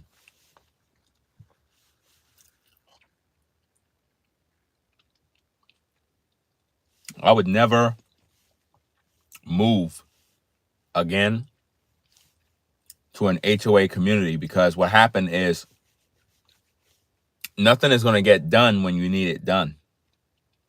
Nothing is going to get done. You could contact your HOA and tell them, hey, this is happening, that's happening. They're not going to do anything. So I would never move to an HOA community. It's too political. It is operated by families, and a lot of times things get personal and they don't go by the books. And there's no real respect for real neighbors and tenants and relatives or whatever. It's just really bad. I just don't like it. I think that it's a bad idea.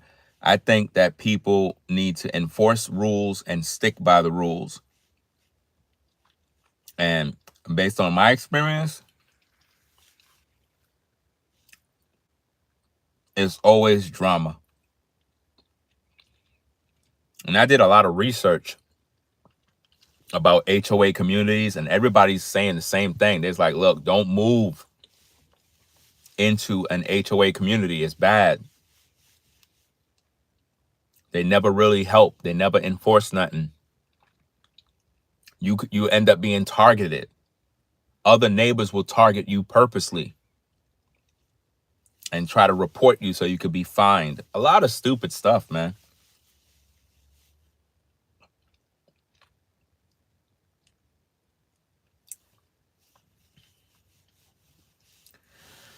That's why my next place that I'm going to get, I'm going to buy land. I don't want to be around nobody else. Buy some nice land. Have your house built from scratch. Don't have to worry about no HOA because you bought the land. You're the landlord. Get it? Landlord. That's where we get that word from. Landlord. See, the only way you can be a landlord is if you own land. Now you're the lord over that land. So if you're in an HOA community, the HOA is the lord of the land, even if you bought a house. That don't even make sense. But it is what it is.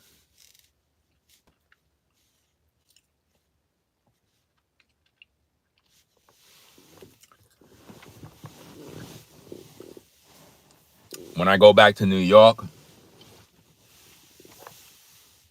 I go back to the old hood. Don't feel the same no more. Because I'm not supposed to be there. You ever went back to your old place after moving to a better place and you just want to leave right away? You don't even want to be there no more. It becomes creepy, scary. Like you're almost disgusted. Like you just can't stay there no more. You got to go. You outgrown it. And I had to literally look at myself like, damn, I actually lived here? Damn. I mean, I appreciate the years and all the things that I've learned, but it's when you grow out of something, you grow out of it, fam.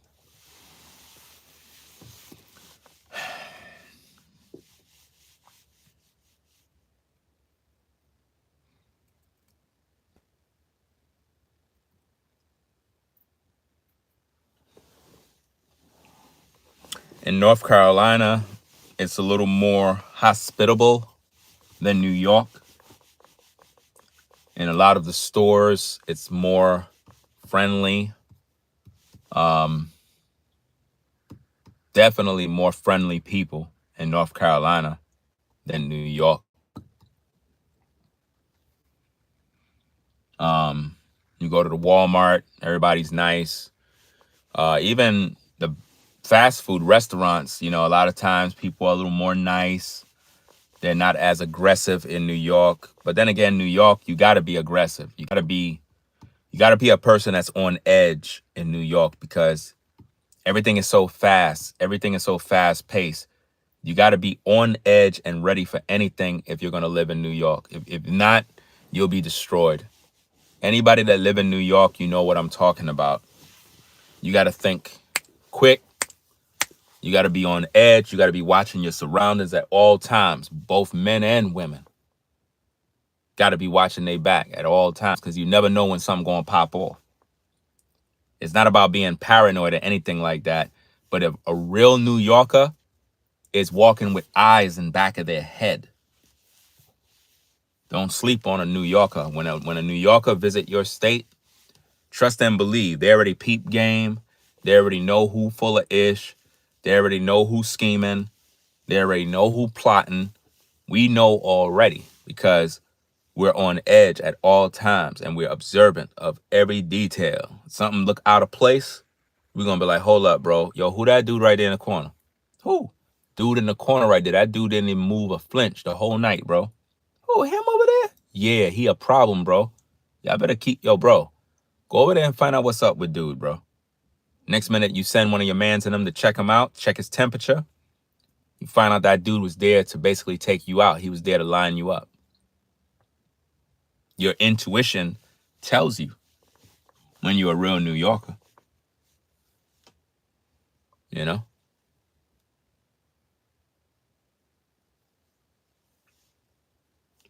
And it's just one of them things where it's sort of like a built-in protection system. That's why I don't understand how dudes be scared to go to the projects in New York. Like, any cat that's from the hood can go to anybody projects and never feel any sense of fear or anything. It's just, the only people that fear the projects are people that don't live in the projects. People that are living in different environments in Brooklyn or different areas of New York. When they come to the projects, they be scared, bro. They be looking around, nervous and stuff. I'm like, listen, nobody ain't bothering you unless you disrespect. You disrespect somebody, fam, they gonna deal with you, bro. I'm just letting you know right now. You come to the hood, you come into the projects, you come around the stores or anywhere where predominantly black men are, primarily hood dudes. All you gotta do is just show respect, bro. That's all you gotta do. Nobody ain't trying to get you, fam. It ain't like that. You know what I mean? Nobody trying to get you.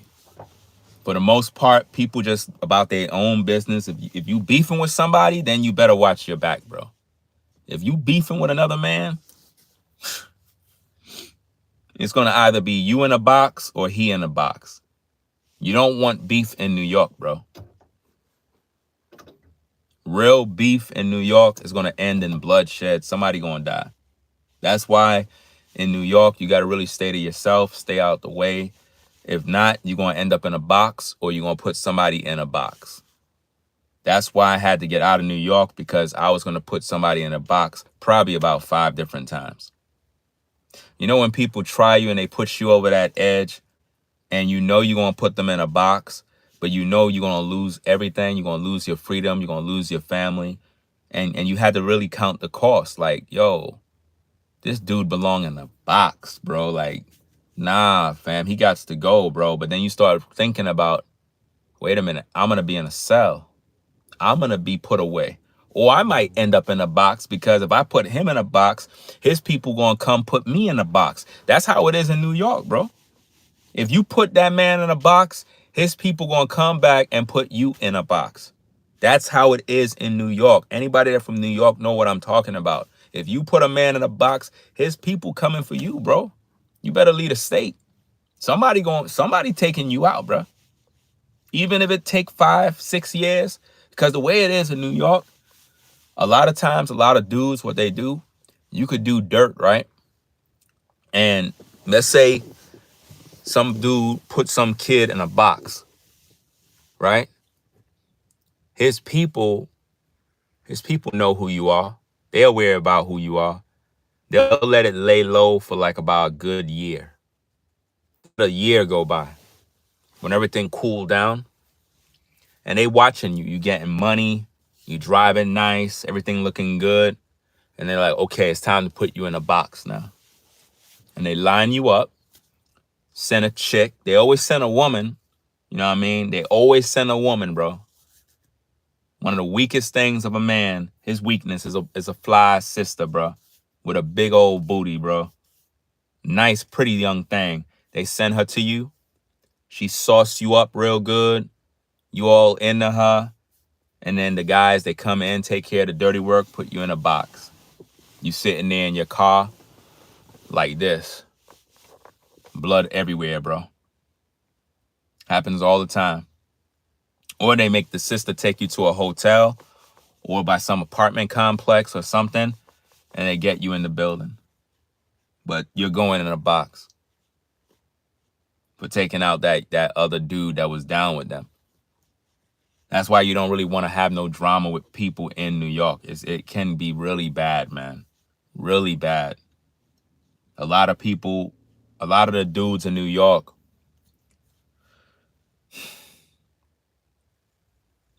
they're not even thinking, bro, about the consequences. They just come to take you out, bro.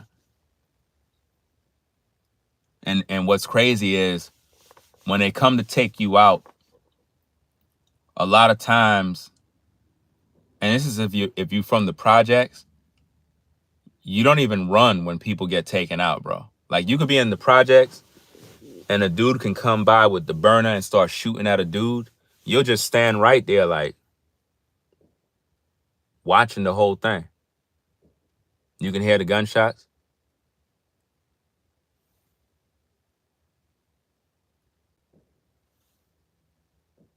Let me see.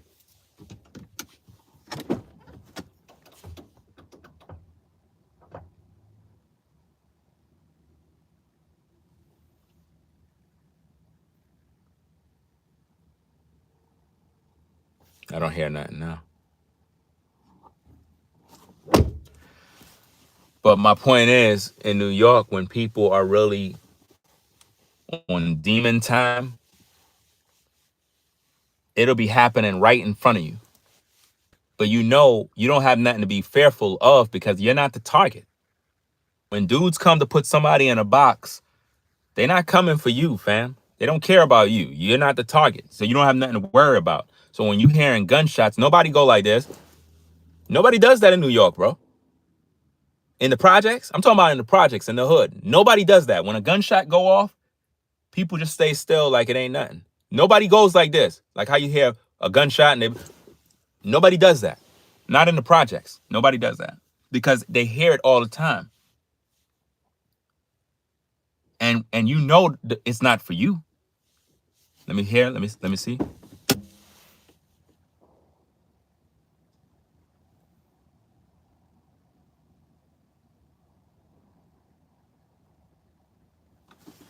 It's like in the back there in the woods area, they must be doing some sort of target practice. Yeah, man. In North Carolina, it's very easy to get situated if you want to get a gun, weapons. Very easy to get. The process is pretty simple. You know, as long as your record is clean, you know what I mean? You get the proper document. You go down to the store, you pretty much could get whatever you want, man. That's beautiful. That is beautiful. New York? New York is a different thing, man. I don't know. That's the thing, man. It's like in New York, you can't even be a man in New York, bro. You can't even be a damn man, bro. At least out here, man, you have certain rights and things you could do. Look like it want to rain. On this side, it looked like it want to rain. But on that side, the sky looks good. I don't know. I would like for it to rain. That would be pretty good right now. The lawn can use that. What time is it? Going on 1. Yeah, somebody target practicing.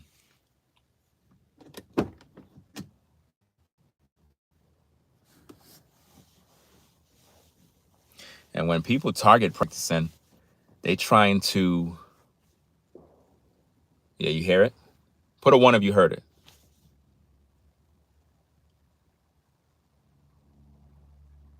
They got gun ranges out here too. You can go there. Being that these houses are right next to each other, you can't target practicing right here. But I know there's an area in the back there in the woods. But if I'm correct, I think the HOA people or whatever the case is, I think their family owns all of that. So I don't think anybody could really go back there and start shooting guns and whatnot. I don't know. Maybe they can. I don't know. But that's a family thing where they own the land. So it is what it is. They pretty much can do what they want to do. That's the only benefit when you own the land. When you own the land, you pretty much could do what you want to do. But at the same time, I believe in respecting other people who live in the community. And I think that is where a lot of issues I have with HOA communities is that I feel that if your family owns the land, that's nice. I get it. Respect. I get it. At the same time, you still have to respect people who live in the community and follow certain rules yourself and don't become a nuisance to people, because it just brings the morale of the community down. And now you have a bunch of residents that don't like each other and they're suspicious about one another, and it becomes disgusting. It becomes nasty, man. You know, this is really bad, man.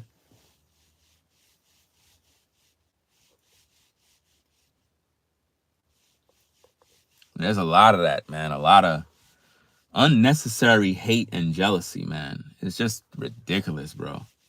And that's why I really like being by myself, man. Meaning, living in an environment where it's just me and my family. That's the way all of us should be. We should not be next door to one another. You know what I mean? Your house should be at least a block or two away from mine.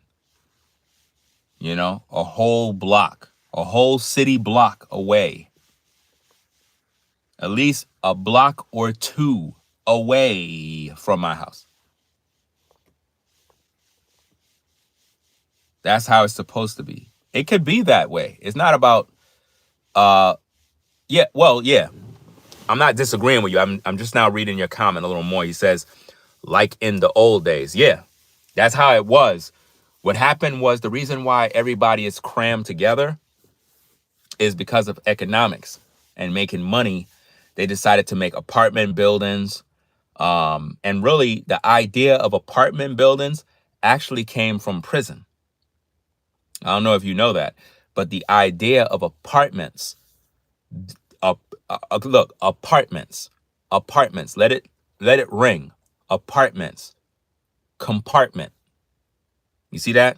Apartments actually come from like little cells where they hold prisoners. You're in a compartment, but now they call it an apartment. Apartment. And they're making all this money with rent when everybody's crammed in these small places. It's sad, man. When you really think about it, it's sad.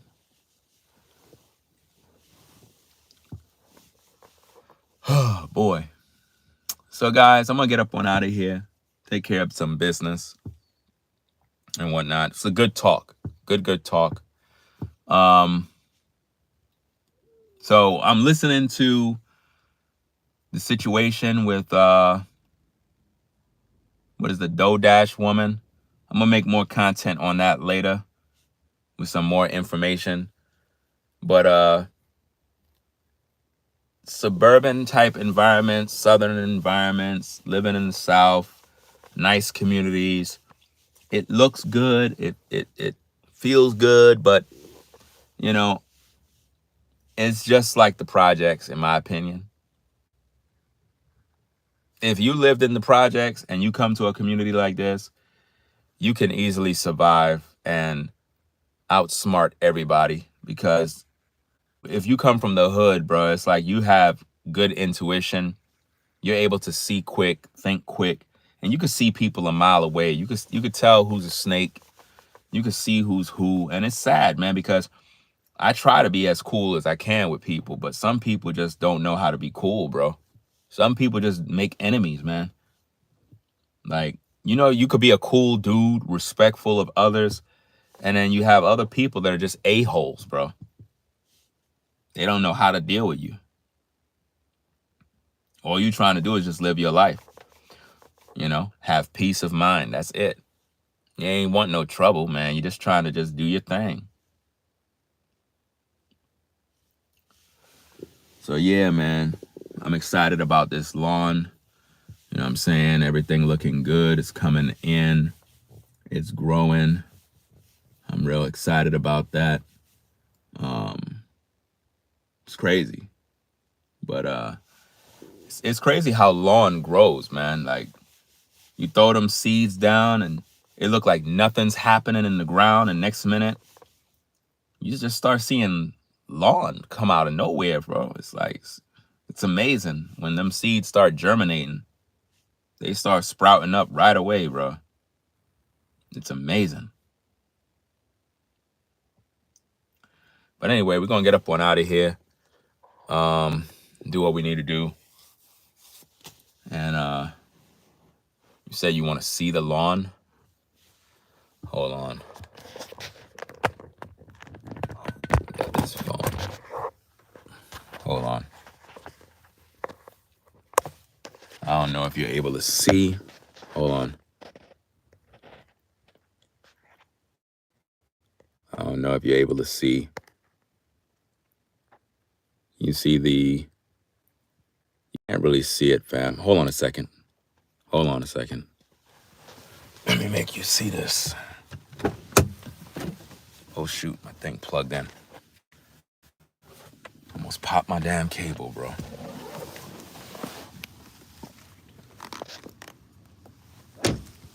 All right, let me see.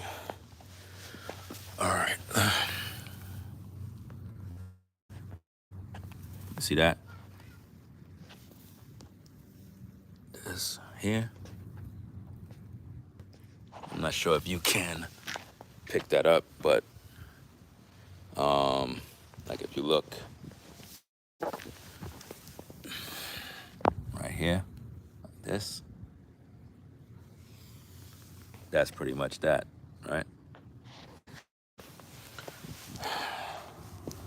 So that's pretty much it, guys.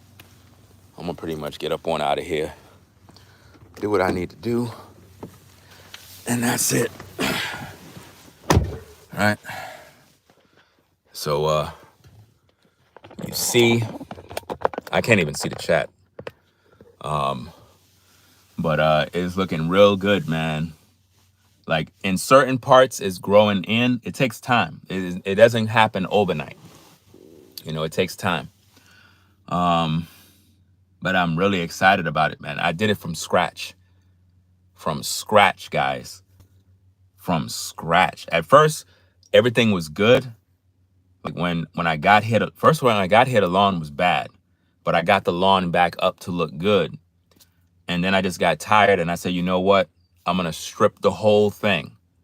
I'm gonna gut the whole lawn area, pull everything up, go back to the basics, to the bare bones. And I dethatched it. I scarified it. I got up all the old lawn. I got rid of all of that. I had to prep the soil. I put down some topsoil on it. What else I did? I had to get the pH up with the soil. Those of you that do lawn work, you know your pH got to be up at a certain level, between 6 and 7 pH, in order for the lawn to really, the soil to really germinate the seeds really good.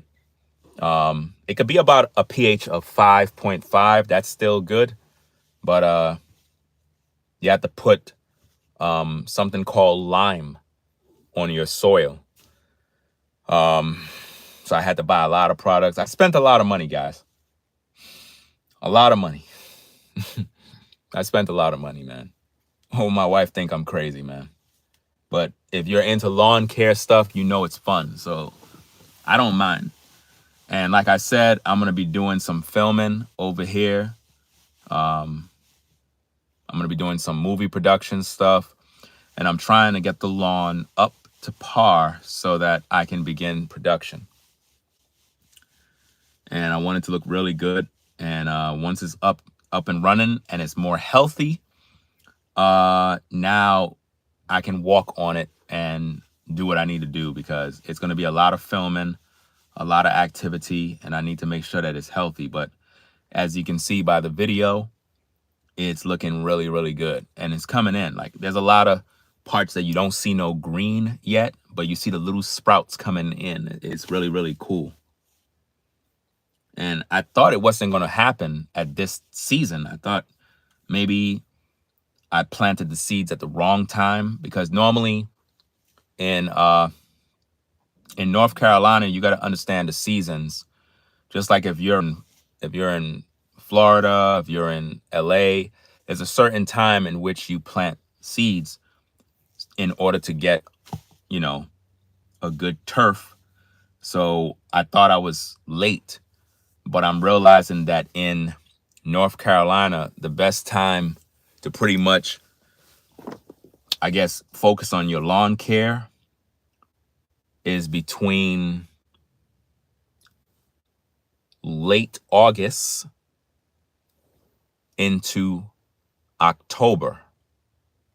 I believe anything outside of that, it's gonna be a little risky for you to plant lawn seeds. It's probably not gonna germinate, but it depends, because in North Carolina, the weather might work with you. You might have 2 weeks of good weather, and that is enough time for the seeds to germinate.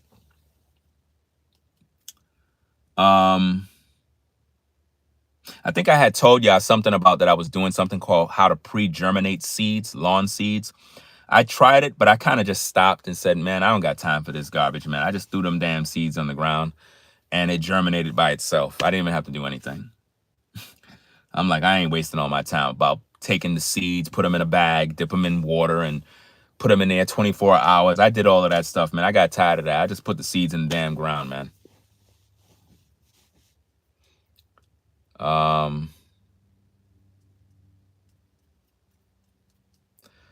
We got a troll in the building.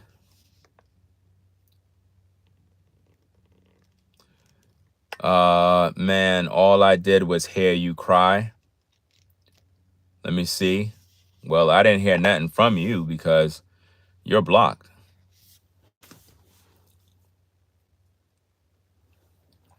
You ever wonder why these people even come here watching me, fam? It's like the show is already over. I already shared what I had to say. You know, I might do a part 2 if the people want to hear more. Cause there's a lot more, guys. There's a lot more. A lot more. But I'm gonna pretty much get on out of here, do what I need to do, and call it a day. Right? So y'all take care. I'll be back later on with more content. And it is what it is, man. It is what it is. Ringo TV Reactions. Make sure you rate, comment, and subscribe to the channel today. Make sure you click that notification bell for more. Double tap the screen to give it a thumbs up. Right? Yeah, man. I watered the lawn this morning. I'm gonna water it later on. I water it about twice a day. Twice a day to you know, listen, I put down 1, 2, 3, 4, 5. I put down 6 50-pound bags of seeds. 6 bags. I put down a lot. I want a full flourishing lawn. You can't be cheap with the lawn seeds, guys. Can't be cheap. You got to spend some money now. Depending on how many yards you got to deal with, you got to put down a lot, fam. I put down a lot of lawn seeds. I put 2 different types of lawn on this yard here. 2 different types. Based on my research, I figured out which would be the best kind for this particular area. And I'm pretty much working with those. It's 2 different kinds.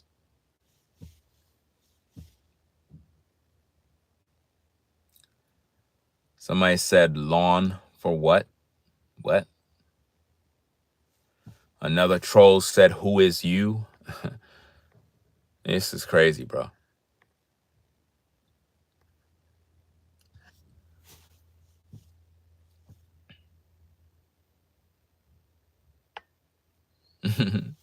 Somebody said Dash is really listening to me. She made another video. Yeah, I'm going to make me another video too. I ain't going to let up on her. She's going to be content. You know, I'm going to make a documentary about Dash titled The Rise and Fall of Dash. I'm literally making a documentary, guys. Because it's crazy, man, when you really think about it. I mean, think about this, guys. She's scamming the people and still scamming the people, guys. This doesn't make no sense, bro. It makes absolutely no sense.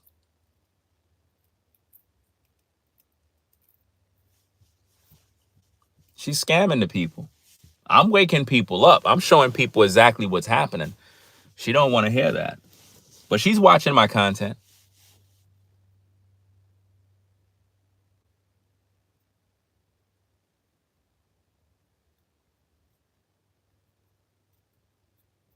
Y'all gonna all find out. Sooner or later, y'all gonna all find out. A lot of y'all already woke up already. But for the most part, a lot of y'all gonna be like, wow, man, I can't believe what happened. Like right now, they got somebody else that's supposed to be down with her clique. Um, I don't know if the person's channel was terminated. My first initial thought is that the person put their channel in what is that, invisible mode, incognito mode. I think the person put their channel like that, but maybe their channel got terminated.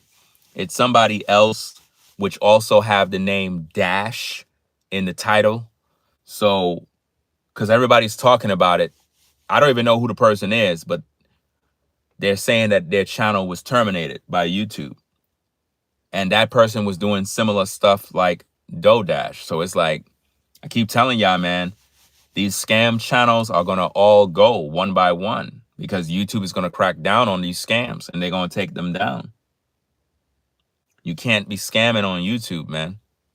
It goes against their policy, you know? And Dash been scamming for a long time, guys. This ain't new. I told you, I revealed her other YouTube channel. You know, person DM me the information, so I got to give them credit. They DM me the information. I didn't find it myself, so I'm not taking credit. So salute to the person that reached out to me, you know. But she has a second channel, man, which is actually her first channel that she had since 2014, and it's monetized. She been making money, but she told y'all that she was broke. It's crazy. People do anything for money, guys. Absolutely anything.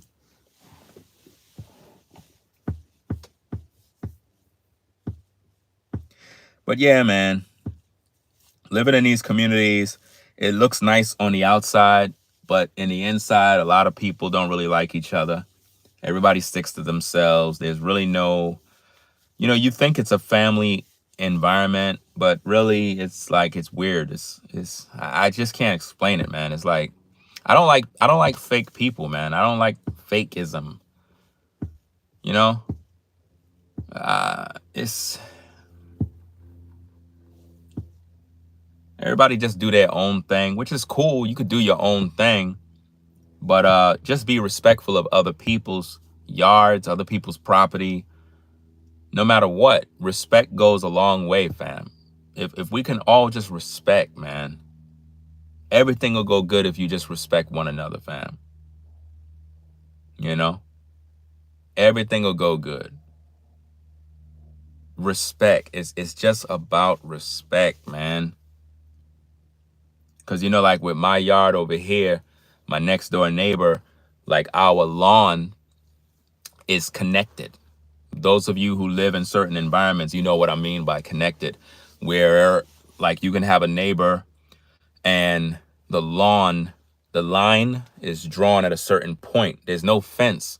So it's like the two lawns are together, but there's a line that if you cross over that line, you're on their yard.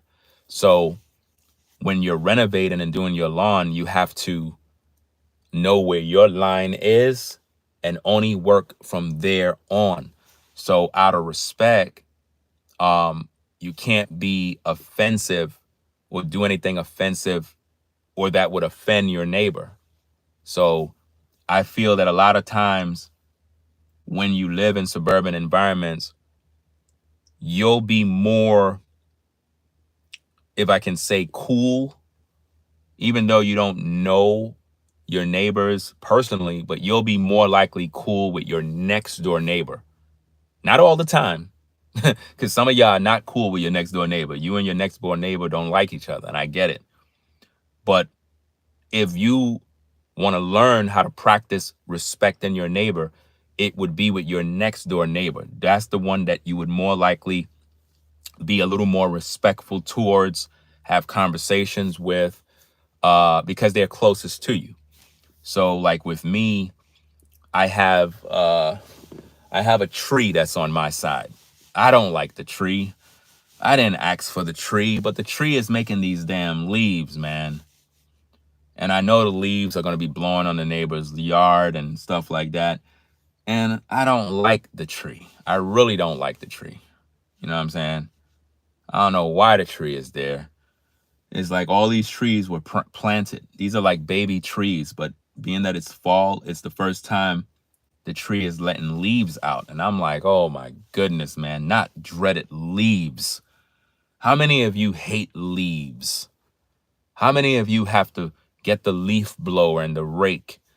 And when it's fall season, man, it's leaves everywhere, man. You got to clean it all up, man. How many of you know the pain of picking up leaves?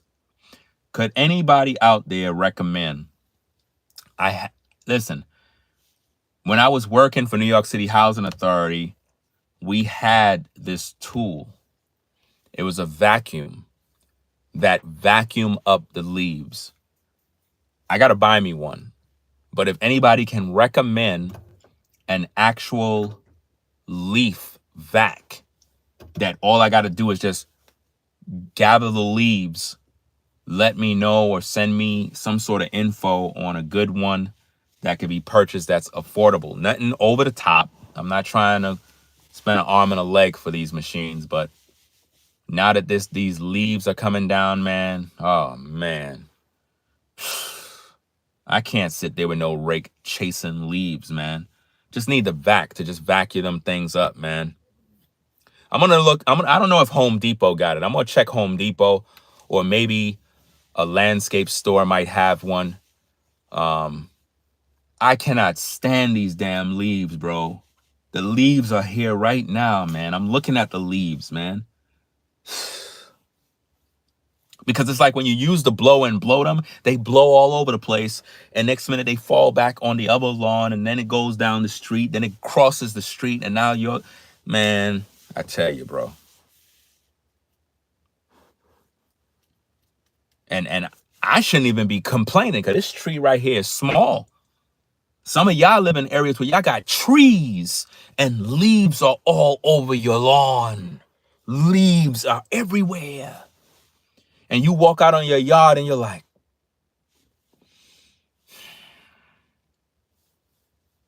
I mean, how do you deal with it, man? How do you deal? Some of y'all probably like, man, I don't care about them damn leaves. Them things are staying there.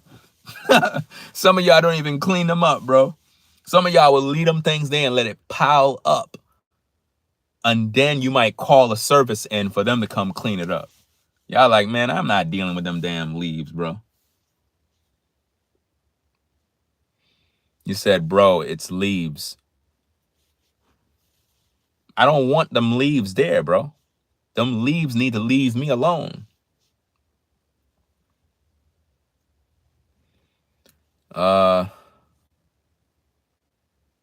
Yeah, raking them is a waste of time. Actually, see, here's the thing. I cannot rake this lawn. This is brand new lawn coming in. I can't sit there with a lawn rake. I'm literally destroying the lawn if I use the rake. So it's like, I can't do nothing. I just got to sit here and just suffer, man. So I need the vac, you know?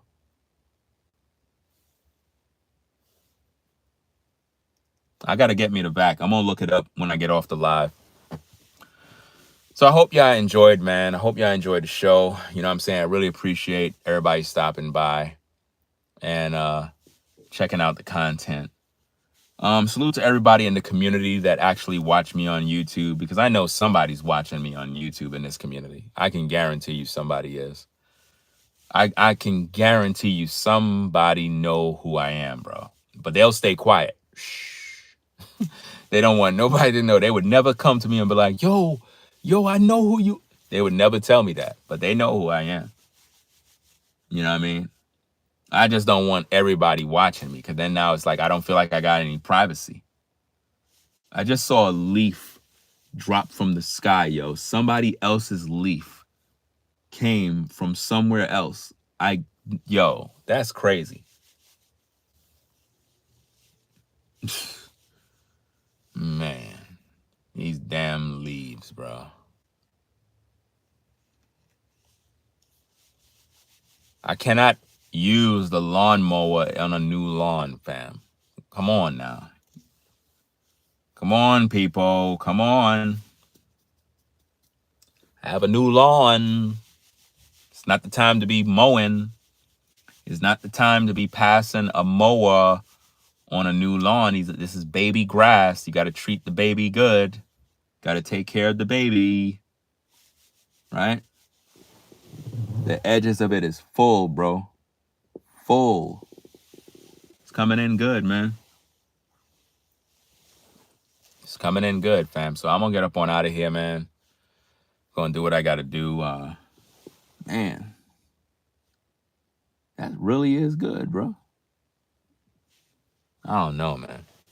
But I'm going to get up on out of here, y'all. Do what I got to do and whatnot. I got to get some work done, man. But I want to show you this. Hold on.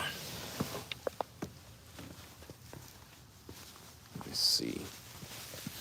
Look at this. See that? Look over here. That's growing in. Look right here. See that? So, yeah. So I'm going to get up on out of here, man. Do what I got to do. Y'all take care, man. I got a lot of work that I got to do. And it is what it is. Let me see. Let me block this dumb person, man, talking about I'm crying. People are stupid, bro. It make no damn sense. Like, he just posting stupid stuff. Like, I don't get this, man. Like, why people keep doing dumb stuff like that, fam? Like, be an adult, man. Seriously, these are adult conversations, man.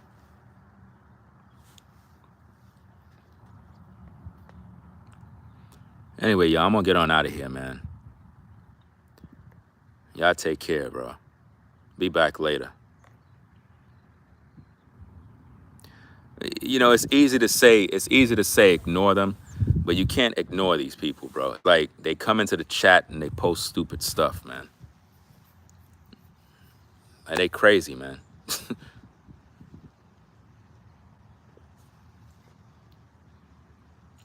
Anyway, y'all, I'm gonna get on out of here, man. Y'all take care. I'm gonna sign out. I'm gonna be exposing that woman later on. They said she dropped another video, so I'm gonna go check it out, see what she dealing with, and report on the news. All right, so y'all take care.